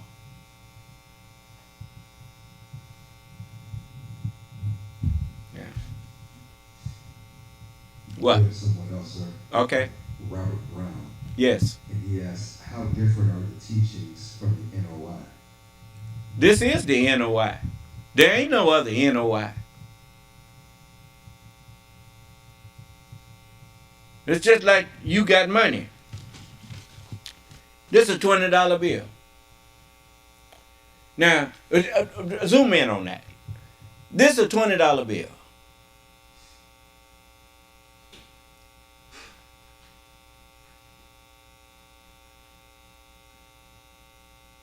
Okay, you can see it. That's a $20 bill. Now, you know that they got little markers and stuff that they put on the money. And if it change colors or whatnot, they tell you that's counterfeit. Do you understand? It's been a while since they found a bunch of counterfeit around here. Do you understand? But it's easy to find counterfeit religions now that I'm here. You know what the difference in the teachings of the true nation of Islam and the untrue ones? The true ones stand up out here defying everybody else and invite them to come in and prove that anything he's teaching is a lie. You hear anybody else doing that? That's how you know they all know they're lying. I call their religions a lie. If you're not following me, you're not a Muslim. How come ain't nobody telling me that's not true?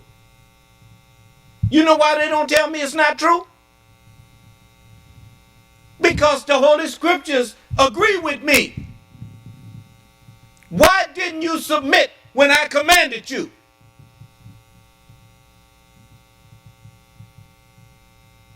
They know that's in there.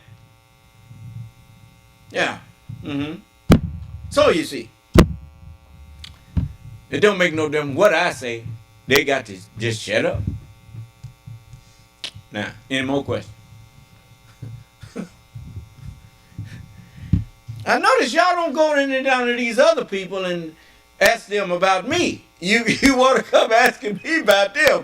Why don't you go to their class and ask them about me?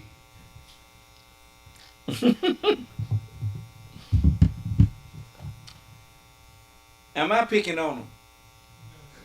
No, I'm just keeping them from picking on me. Do you understand? So all praises due to Allah. Yeah, now that's I didn't get into January 6th report again. We left off on chapter 6. I got to read a little bit of it because I don't want to just keep prolonging this thing. Be there, will be wild. On December 14th, 2020, electors around the country met to cast their electoral college votes. Their vote ensured former Vice President Joe Biden's victory and cemented President Donald J. Trump's defeat. The people and the states had spoken. Members of President Trump's own cabinet knew the election was over. Attorney General William Barr viewed it as, quote, the end of the matter, unquote. Secretary of State Mike Pompeo and Secretary of Labor Eugene Scalia concurred. That means they agreed with Attorney General Barr that the fat lady done sung, man. I didn't hear you. Then it says, that same day, Scalia told President Trump directly that he should concede defeat. He should acknowledge his defeat. President Trump had no intention of conceding. What did Michael Cohen tell him that was going to happen? Huh? He will not go peacefully. Is that what he told him? It says, as he plotted, as it says, President Trump had no intentions of conceding, as he plotted ways to stay in power. The president summoned a mob for help.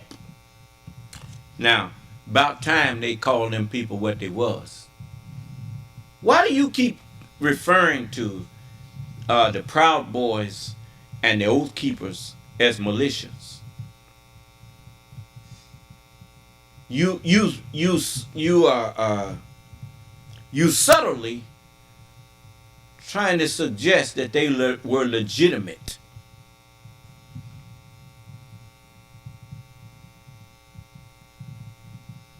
The Oath Keepers and the Proud Boys are not militias. They just a gang, a mob, carrying guns. And it says, at 1:42 a.m. Now, do you not see something inherently familiar here? You notice every time I make a judgment about something, nobody comes in to dispute me.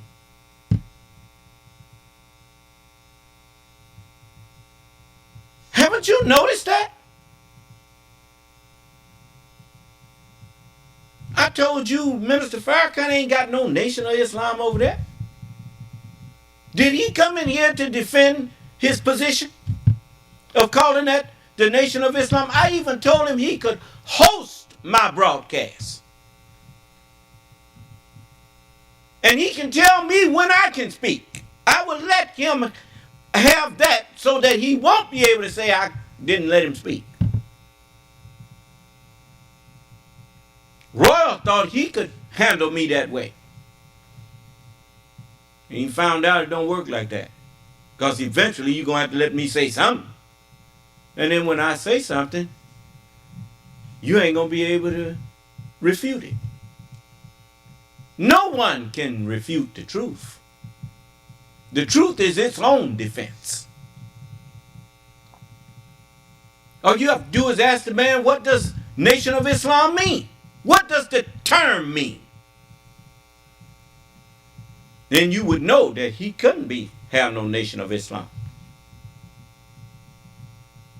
So anyway, so you're not gonna get away with claiming all these things no more. You see? So it says at 1:42 a.m. on December 19th, President Trump tweeted, "Big protest in D.C. on January 6th. Be there. Will be wild," and put an exclamation point behind it. The president's tweet galvanized tens of thousands of his supporters around the country. These people who were supporting him was the people who supported the Tea Party rhinos, who had a scheme. They had hatched a scheme to send their people into the Congress and into the Senate and the House of Representatives, and they sent hundreds of them in there, over 100 of them in the House of Representatives, and in the Senate they put a few. Do you understand? And their plan was to overthrow the government from within the government. Do you understand? You know, kind of like the Tea Party people. The Boston Tea Party was all about going on board and throwing away the tea, dropping the British tea overboard and letting the blame go to the Indians. Do you understand? And so they were Indians in name only. Do you understand? And these Tea Party people were Republicans in name only. Do you understand? You see? And so they've been wreaking havoc and trying to get you to And now they've been at it for a long time. It didn't just, they was glad when the Wall Street thing happened. Do you understand? Then they even, a lot of them helped put Barack Obama in office, which they got sorry for later. But they helped put him in there because they thought he was just a dumb darky, you know. And then they was going to blame the rut that the country was in on the black man that was president. You understand? And he brought a team in there with him that halted the down spiral and brought the country back. do you understand? that messed them up. And so they decided that they would put it off for a little while, but they wouldn't help him do anything. But he had a majority in the Senate. He had 60 votes in the Senate. And that's how you got your health care. That's how you got the Affordable Care Act that they named Obamacare to make people hate it. They named it Obamacare. And so when you ask the average Republican that Donald Trump said he loved so much, he said he loved the poorly educated. And when they went through Tennessee and different places and asked people which would they prefer, the Obamacare or the Affordable Care Act, they said, we want the Affordable Care Act, we don't want Obamacare. That was to show you. That's the kind of people that, didn't I tell you that slavery is only desired by lazy people? Do you understand? And you know what is the quickest way to make a person lazy? Keep them dumb. And then surround them with things of value. And they will do anything to get that. And then tell them that, your skin is white. You better than these other people out here. And tell you what, you can get that black man over there and make him do your work for you. Come on, I want you to be my overseer. And that's how people like Hitler got henchmen. You notice with all of the mob bosses, the one thing they all had in common was a bunch of dumb underlings. Do you understand? Couldn't hardly strangle sinners together. But they was tough and ready to murder people. Do you understand? And so that is a plan that's doomed to fail from its beginning, that the people who practice it ain't had sense enough to learn. You ain't never seen no bunch of dummies succeed at nothing. The only thing they succeed at is failing. That's what they succeed at being a failure. And their failure is always a dismal failure. Do you understand? So anyway, the president's tweet galvanized tens of thousands of his dumb supporters around the country. Now I put dumb in there. President Trump had been lying to them since election day, claiming he won. Now understand something. They knew he didn't win. They just liked the idea that he was challenging it and was going to take it. Do you understand? You don't know the meaning of you don't know the meaning of the name Shabazz. You know what the name Shabazz means? It means greater taker. Now, he gives his rulers names that represent that. You just didn't pay no attention. You notice, what do they what do the FBI do when they pull a raid on people who are trafficking in drugs and whatnot? Sometimes, you remember when the man that was came out with that stainless steel car, the DeLorean, and they jailed him for after they seized about how many, about $5 million worth of drugs from him, something to that effect. But you hear about them getting raids on people, and they seized a lot of, just like the FBI went to Donald Trump's place and seized all of those classified documents that he was unlawfully holding. Is that right? And so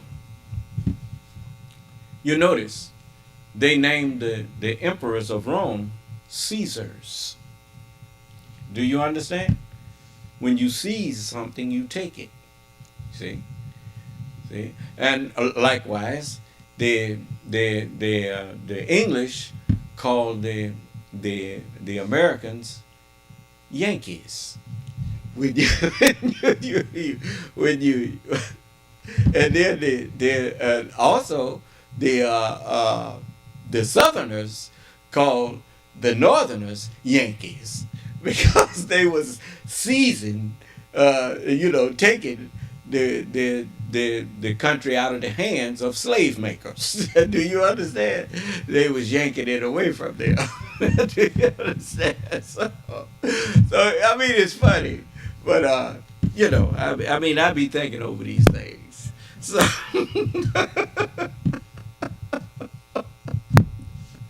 but ain't none of them equal to our Father.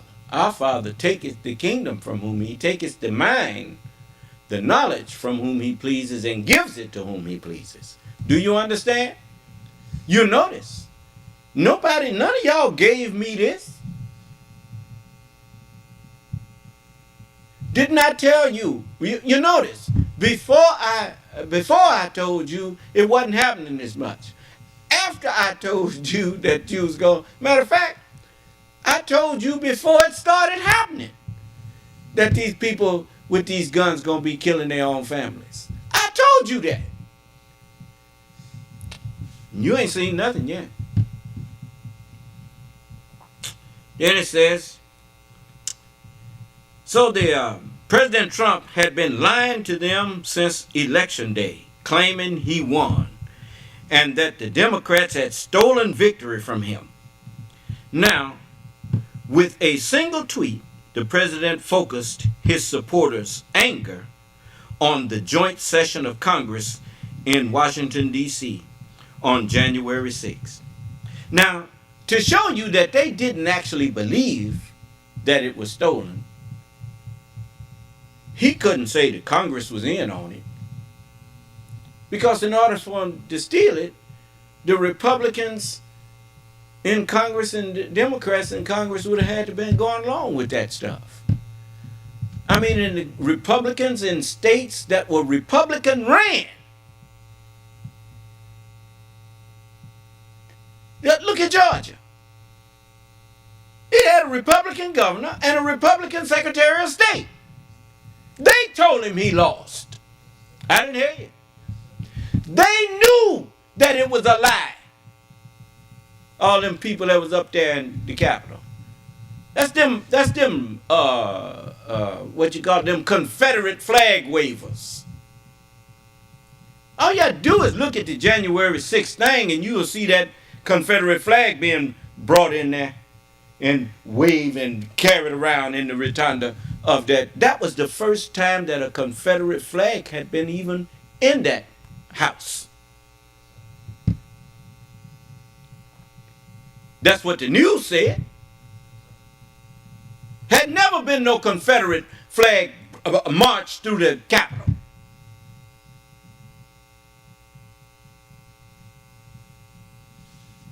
Now, that's what it was really about. The South shall rise again. Oh yeah? You know what that means? All these calamities will pass over one day, Negroes, and we will have you in slavery again. Do it look like these calamities is passing over? The only one that they passing over is me. And everybody who got sense enough to get behind me. So the rest of y'all on your own. So it says, Anika Navaroli, the longest tenured member of Twitter's trust and safety policy team, monitored the reaction to President Trump's quote unquote "be wild" tweet. She told the select committee that the president was quote essentially staking a flag in DC for his supporters to come and rally, unquote. The tweet created a quote-unquote fire hose of calls to overthrow the U.S. government. A fire hose of calls to overthrow the U.S. government. President Trump's supporters had a new sense of urgency because they felt, quote, as if their commander-in-chief, unquote, had summoned them. See, she don't know. What she didn't understand was that the term commander-in-chief didn't have nothing to do with them civilians coming up there overthrowing it. The President of the United States is not the commander-in-chief of the citizens of the United States. The President of the United States is the commander-in-chief of the militias of the United States, which is the armed forces. He is the commander-in-chief of the armed forces of the United States, but he is not the commander-in-chief of the civilian population. He can't order civilians to do anything. Do you understand?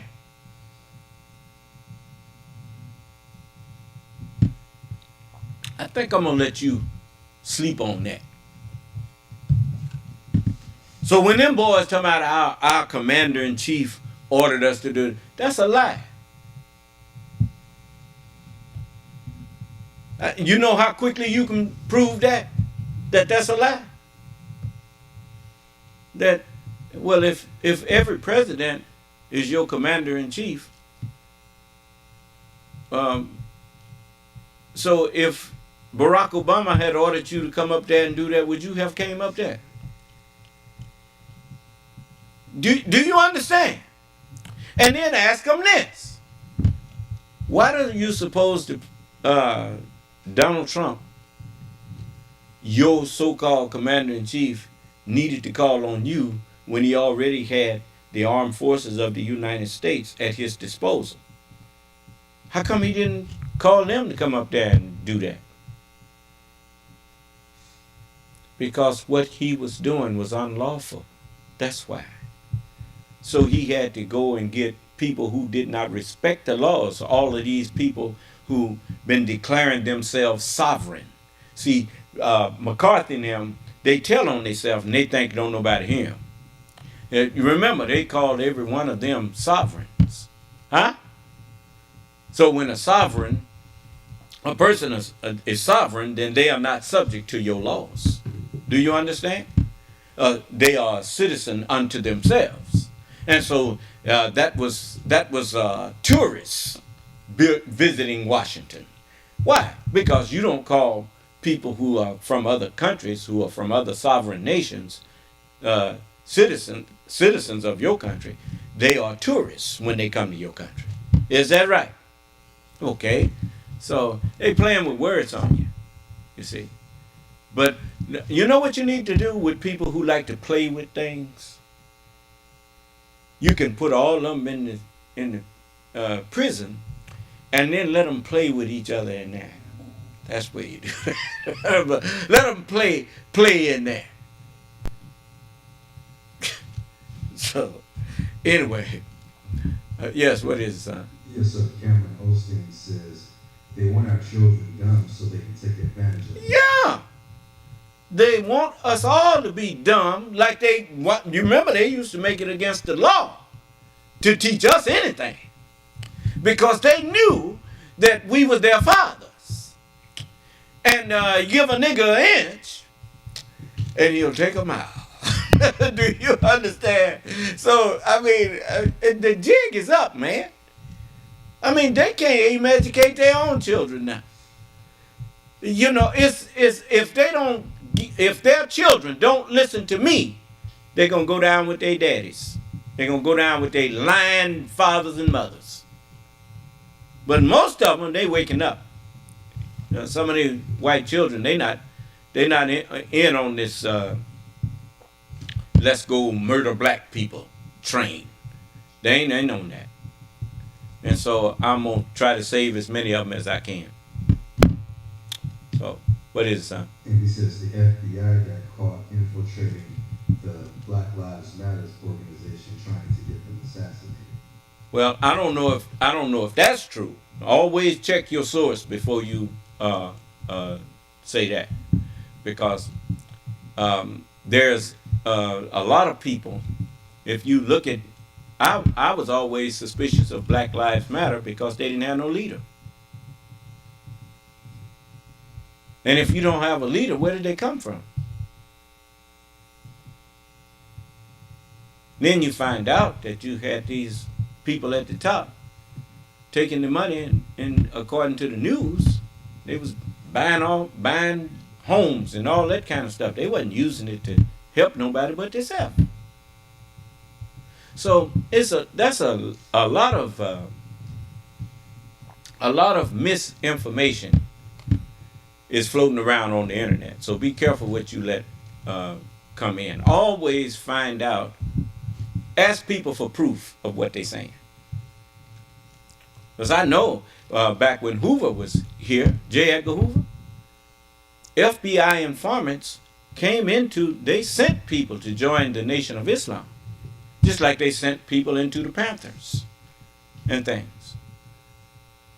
And, you know, like I told you, no sane person will give you all of these freedoms, and then when you express some type of displeasure with their government or with what they're doing, they bound to start watching you. If they're intelligent, they're gonna start watching you. And in a country this large with people having so many rights and freedoms, I'm not surprised that the government sends people to join them. The messenger said this: we don't care about the FBI joining and coming sending people in among us, because we're not doing anything that we ashamed of. And he said some of them convert and tell us that they were sent in there. And so, you know, it's just like with me. I don't care if it's some FBI agents. I welcome. Let them come on in. They're welcome to come on in and join with us. No, I'm not doing nothing that's unrighteous. I'm about what I claim to be about. I'm not trying to overthrow the United States government. And I'm not going to help nobody do that. So don't even ask. Well, why you want that? Because if it was my country, I wouldn't appreciate it being done to my government. Ain't that part of the teachings of righteousness? Do nothing to no person or no people that you would not want done to you and your people. I don't need America to be destroyed, the United States to be destroyed in order for me to have the new Nation of Islam. I don't need that. It's just like George Washington, when he wrote up the Constitution. He had the best of intentions. How you know that? He said he hoped that every nation would adopt this Constitution for their people. He wasn't trying to keep it to itself. The Constitution is all on the websites, and you can go online and read the Constitution. Any country that wants, you don't have to send people to the United States. You can adopt the United States Constitution and set you up a government like the U.S. so that your people will want to stay right there with you. Do you understand? But in order to do it, it's more than a notion.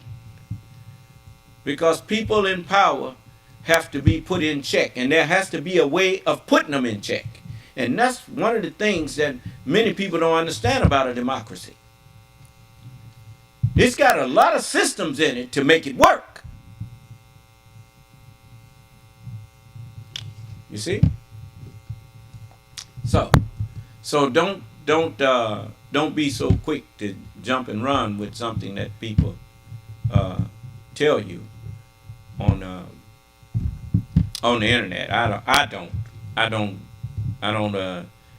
parakeet everything I hear people say, because most of the time, you think about this.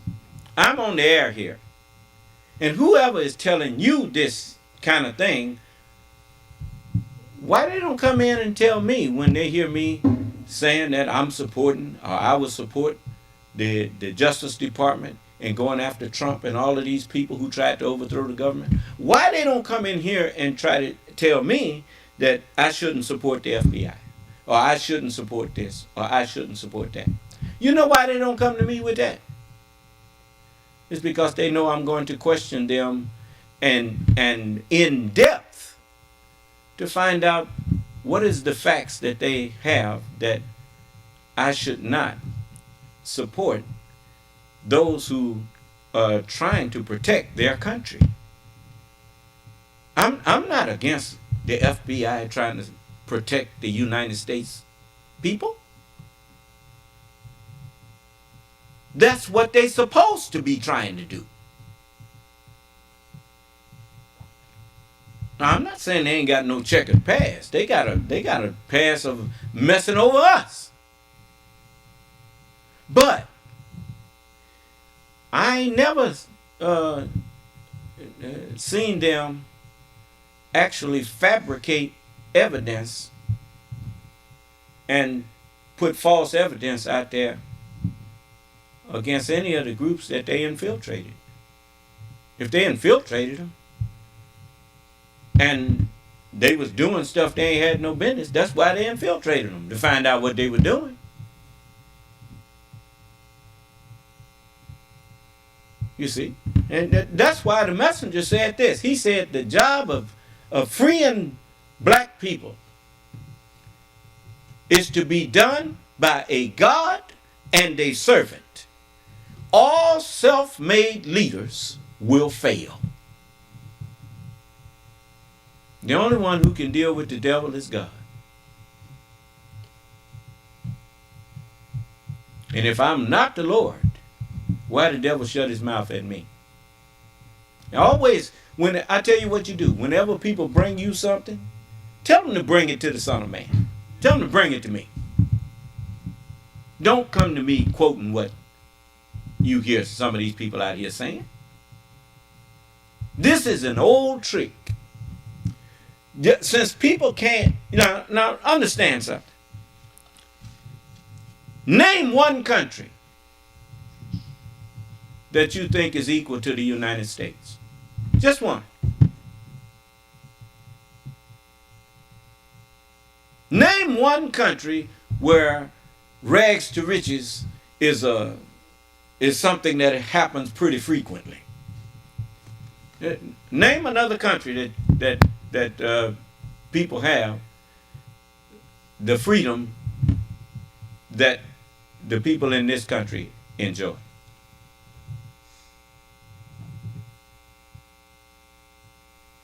Most other countries, they look at the United States with envy.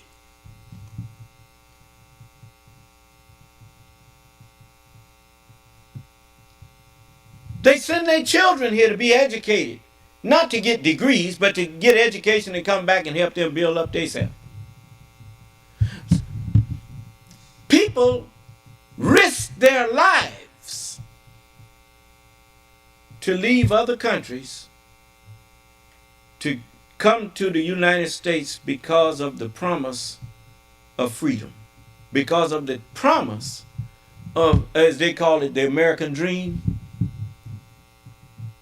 So, if people, you remember when Russia was the USSR, the Union of the Soviet Socialist Republic, when Khrushchev and Kennedy were in communications, and the Soviet Union was bleeding scientists. The Soviet Union was losing much of their scientific people to get to the United States. Do you understand? Khrushchev built a wall. The Berlin Wall, they called it. And Kennedy let him do it because it would stop a lot of friction. Because Khrushchev was trying to do something to keep his brain power from leaving. Why did they want to leave? Because they envied the United States people for the freedoms that they enjoyed. Well, them people couldn't even go from one part of Russia to the next without having to go through a checkpoint and all that kind of stuff. Everybody suspicious of everybody. Do you understand? And so, now, if I give a false history, y'all welcome to come in and chime in. But I do have some recorded things that I can play for you. But anyway, so they built a wall to keep people in. And one thing Donald Trump inadvertently told you, he didn't build a wall to keep people in, he was building a wall to keep people out. Now, why do all these people want to break into the United States? Because the United States offers hope to the hopeless. The United States has a checkered past. I agree. I'm the first one to admit it. I'm the offspring of people who were sharecropping. And every year, they always wind up owing the white man some money. My mother and my daddy was up in the Delta in Leland, Mississippi, where I was born, and they were sharecropping. And I guess my daddy got tired of it, and my mother got tired of it, and they, when I was born, I was the baby when they left here. And we left here on the train. The only thing I remember is sitting down in front of my mother on the train. I was sitting down eating some muffins and a piece of chicken. It's funny how I remember that and don't remember nothing else. But my mother told me when I got grown, I asked her about it. And she told me that when they left here, the white man came up to her and, my mother and dad never talked about white people to us. The only time my mother or daddy brought up white people to me was when I brought it up after I joined the Nation of Islam. And so my mother told me that when they left here, the white man came up to her and said, well, Katie, you are still old for the refrigerator. And she said, well, just keep it. You can just keep it. They left here with nothing, in other words. And so she was never an abrasive person. My mother was never abrasive, argumentative. Anyone who knew her would tell you that. She was always just, well-mannered and kind. And so she just told him, well, you keep the stove and keep all of that. And they left, and I grew up out west. And so, you know, the United States, I know about the past. I know about the checkered past.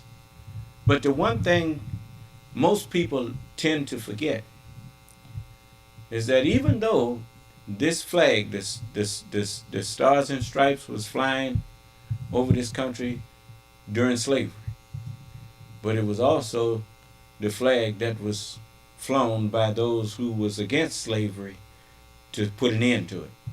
Do you understand? And so I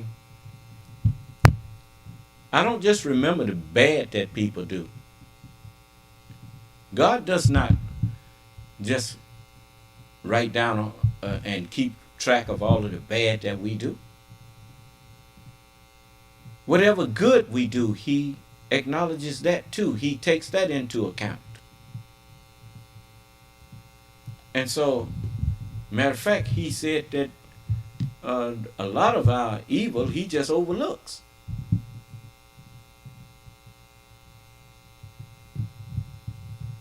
So, when I see people like the history of John Brown and those civil rights workers that was trying to get civilized rights for black people here, they were murdered in Mississippi here for just trying to get rights for black people. White people murdered them along with the black people who was with them. I haven't forgot that.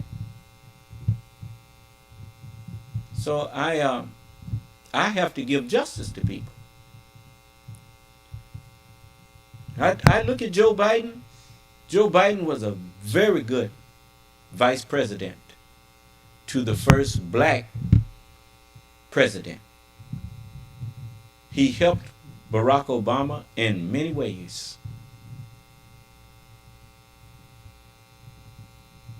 And I consider him to be a decent human being. And I will do all I can to help him to help his country. Because do you know how much the first black president meant to black people in this country? I'm talking about in the way the world looked at us. That could have been a disaster. And instead, it turned into a glorious moment.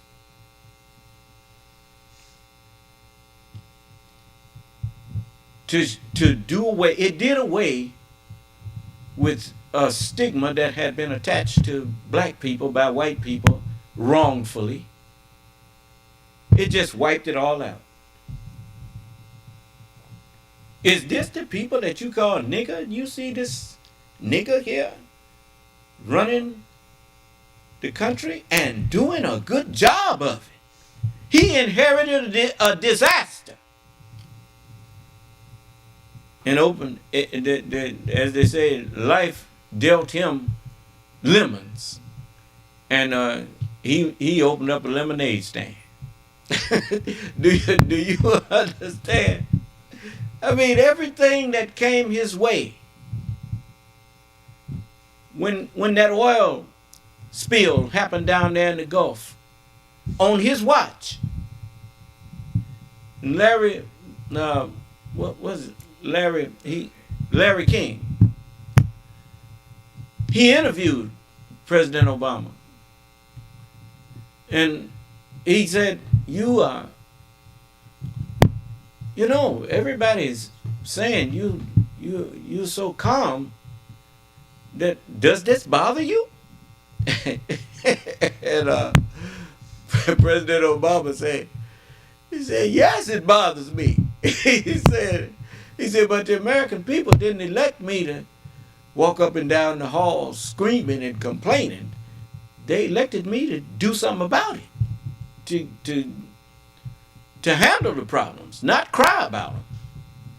And I was so proud of him when he answered like that.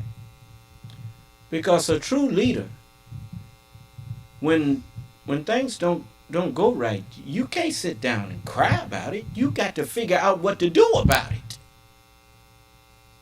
You don't go out pointing the finger of blame. There'll be enough time to point the finger of blame. Just like a plane when it crashed. You know, you can't start blaming nobody until you get the black box. Huh? And then you got to analyze to see if it was pilot error or was it mechanical. So you can't point fingers of blame. Let's solve the problem first. And so he proved that he was more than competent. Like history teaches you, whenever you saw a black man getting a job that was normally held by white people in the history of this country, you always found out that he was more than qualified for that job. Or they wouldn't put him in there. Do you understand? And President Obama, he was more than qualified to be president. And he wore that mantle. He wore it well. And I was proud of that brother. And I'm 10 years older than him, and I learned a lot from him. And at the same time, I learned a lot about Joe Biden during President Obama's presidency. You know, people used to refer to Joe Biden as a loose cannon, and he's going, he always popping off and something going to happen. And the whole time, Joe Biden proved that they was lying about him. You know, Joe Biden, he's truthful. And sometimes the truth can be what you call out of step with what people want to hear. Do you understand? But, it is unwelcome. But,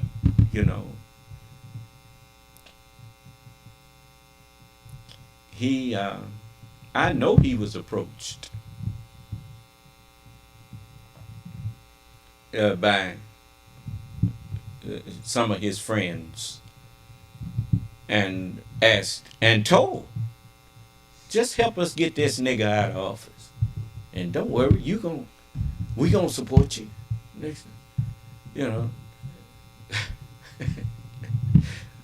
didn't go along with it. He never did anything to embarrass the president. He never did anything but quietly worked to help the country by helping the president. Do you understand? And that's why I do whatever I can to help him. Because in helping President Barack Obama do a good job as president, Joe Biden helped this country, which means he helped me too, because I live here. And I would vote for him. If they had an election tomorrow, I'd vote for him. I'd vote for him no matter. You can't convince me to take a man out of office that has. Why would I vote for him to be taken out of office after I've seen all of the good that he did for this country? He restored the confidence. He's steadily restoring the confidence of other nations in this country. In order to destroy this country, Trump went for the jugular. He went to the jugular. What is the jugular? It's to turn the American people first against their own Justice Department. Because if you can turn the American people against the Justice Department, then where do they go to seek justice? They take it to the street. They take it, they arm themselves. See, the National Russian Association, you found out that the Rifle Association was the NRA for National Russian Association too, when they found out all them the millions of dollars that had been pumped into the NRA by Russian agents. Arm the people. That's the first thing you do. You arm all of the citizens. And then all you need now, since you got the dynamite, for all of the citizens being armed, is the dynamite. Now, make them distrust their government. That's the fuse. And then light the fuse with false references. Look what happened with that poor young man, Edward Snowden. He found out that his government wasn't asleep on the watch, that they was watching what's going on in their country. He thought that was a bad thing. He said, "You spying on your own citizens." How do you think they caught the bombers of Boston? If they wasn't watching what was happening with their citizens, that person who set that bomb off in Boston would be out there still doing it. See, you want freedom, but you don't want what it takes to enjoy the freedom. Which means you don't understand freedom. Like children, they don't understand that the groceries don't grow in the cabinet. Because every time they open the cabinet, there's groceries there. So they'll eat a few bites and throw it away, throw it in the garbage. Wasn't even hungry, just went up there and opened something up and ate and throw it away. Parents have to teach them, "Hey, what you doing? Don't you go back in them cabinets until you ask me." Why? Because as far as they're concerned, them groceries didn't cost nothing. You understand? Freedom ain't free, man. That's why you needed a police force. That's why you needed an army, a navy, air force, marines. Because you live in a world where people will take from you whatever they can take. Dictators all over the earth just amassing a big army so they can go and take property from people. And your founding fathers had sense enough to trust in Allah to help them set up a government that would be by the people, by the people's permission, and the military would not belong or be up under no king or no tyrant, but it will be composed of the very citizens that voted for the government. When I was in the Marine Corps, you could order me I could be ordered to go fight, but you weren't going to order me to go kill my people.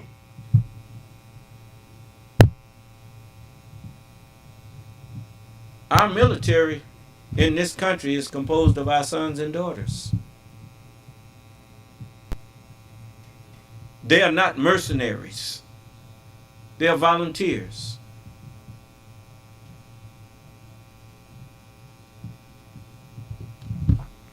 So, you have a lot to protect here.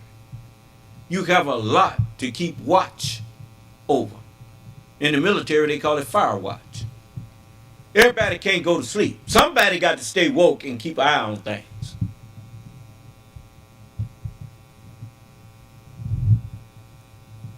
And whenever people bring you news,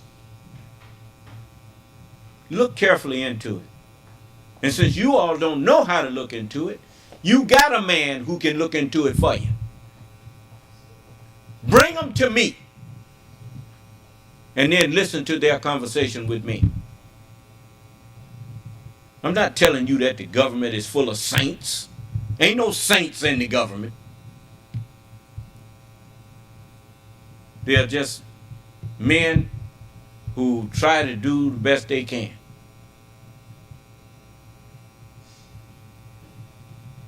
Sometimes they mess up. Some of them ain't trying to do the best they can. Well, in every place, ain't you got people in that was in your own family that was low down.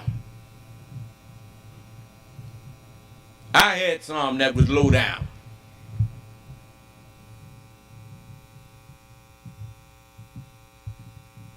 So don't expect. I like Joe. What did President Biden say? Don't compare me to the Almighty. Compare me to the alternative. Do you understand? Well, he was right. And so that is the truth. You see, I can talk to anybody except liars. Liars don't want to talk to me. So whenever somebody give you something, before you take it, tell them, hey, why don't you come in there and share that with the Son of Man? And if they really believe what they're saying, they'll come in and share it. But the first thing I'm going to ask them is for proof of what they're saying.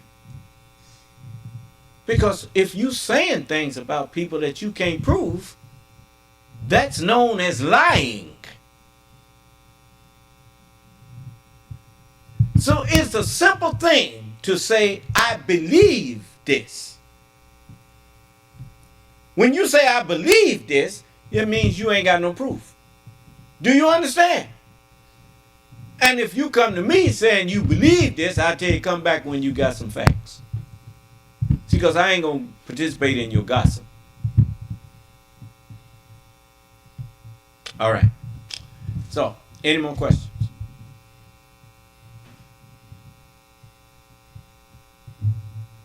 Colonel Smith, the brother that called in earlier, he said he gave you the wrong chapter and verse. He said he apologizes. It was chapter 27, verse 34.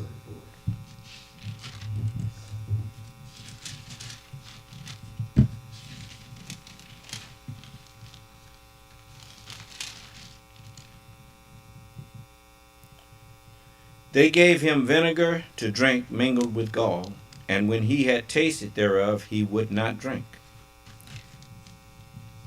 And they, Jesus wasn't, I mean, it's just like you. If you've ever been shot, or if you've ever been badly hurt with a puncture wound, you will notice you'll get thirsty. Because you're bleeding and you'll get thirsty. And if somebody bring you something other than water, you ain't gonna want it. So Jesus wasn't gonna drink that. Vinegar and gall. No. I wouldn't have drunk it either. So you notice, even the term gall, it's just like people will, I never really looked up that small word. You notice, most small words are the words that have the greatest number of meanings. G-A-L-L. It's like people say, you had a gall to tell me so and so and such and such. Do you understand? So it says, bitterness of feelings, rancor, something bitter to endure. See? Gall. And it says, exasperation, vexation, the cause of such vexation. To irk or exasperate, to vex people, to wear away or make sore by abrasion, chafe. To become worn or sore by abrasion, an abnormal growth of plant tissue, caused by an organism, such as an insect, mite, or bacterium, or by a wound. The impudence, rancor.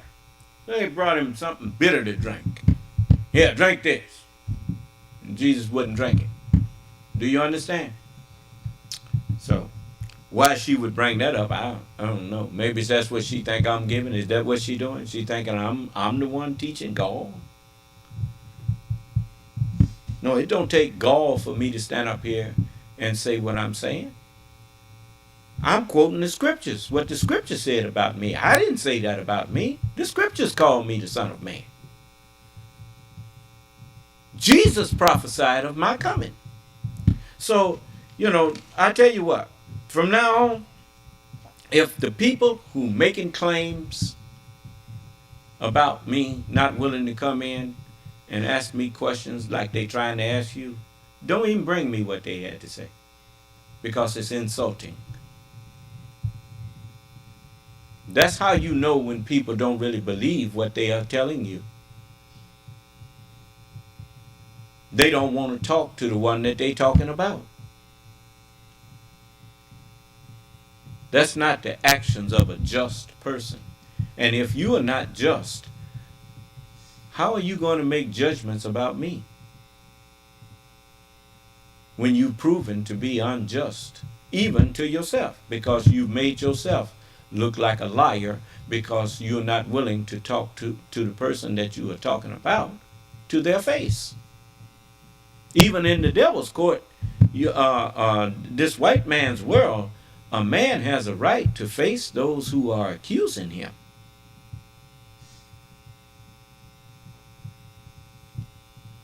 So why they don't want to face me? It's because they are lying to you. They're just trying to turn you against me, and they already in bad shape. And you know what they say about misery. Misery loves company. You understand? So don't accompany those people. Leave them standing there. And I'm gonna tell you something else. I don't care how pretty she may be, how shapely she may be. It's just like a cigarette.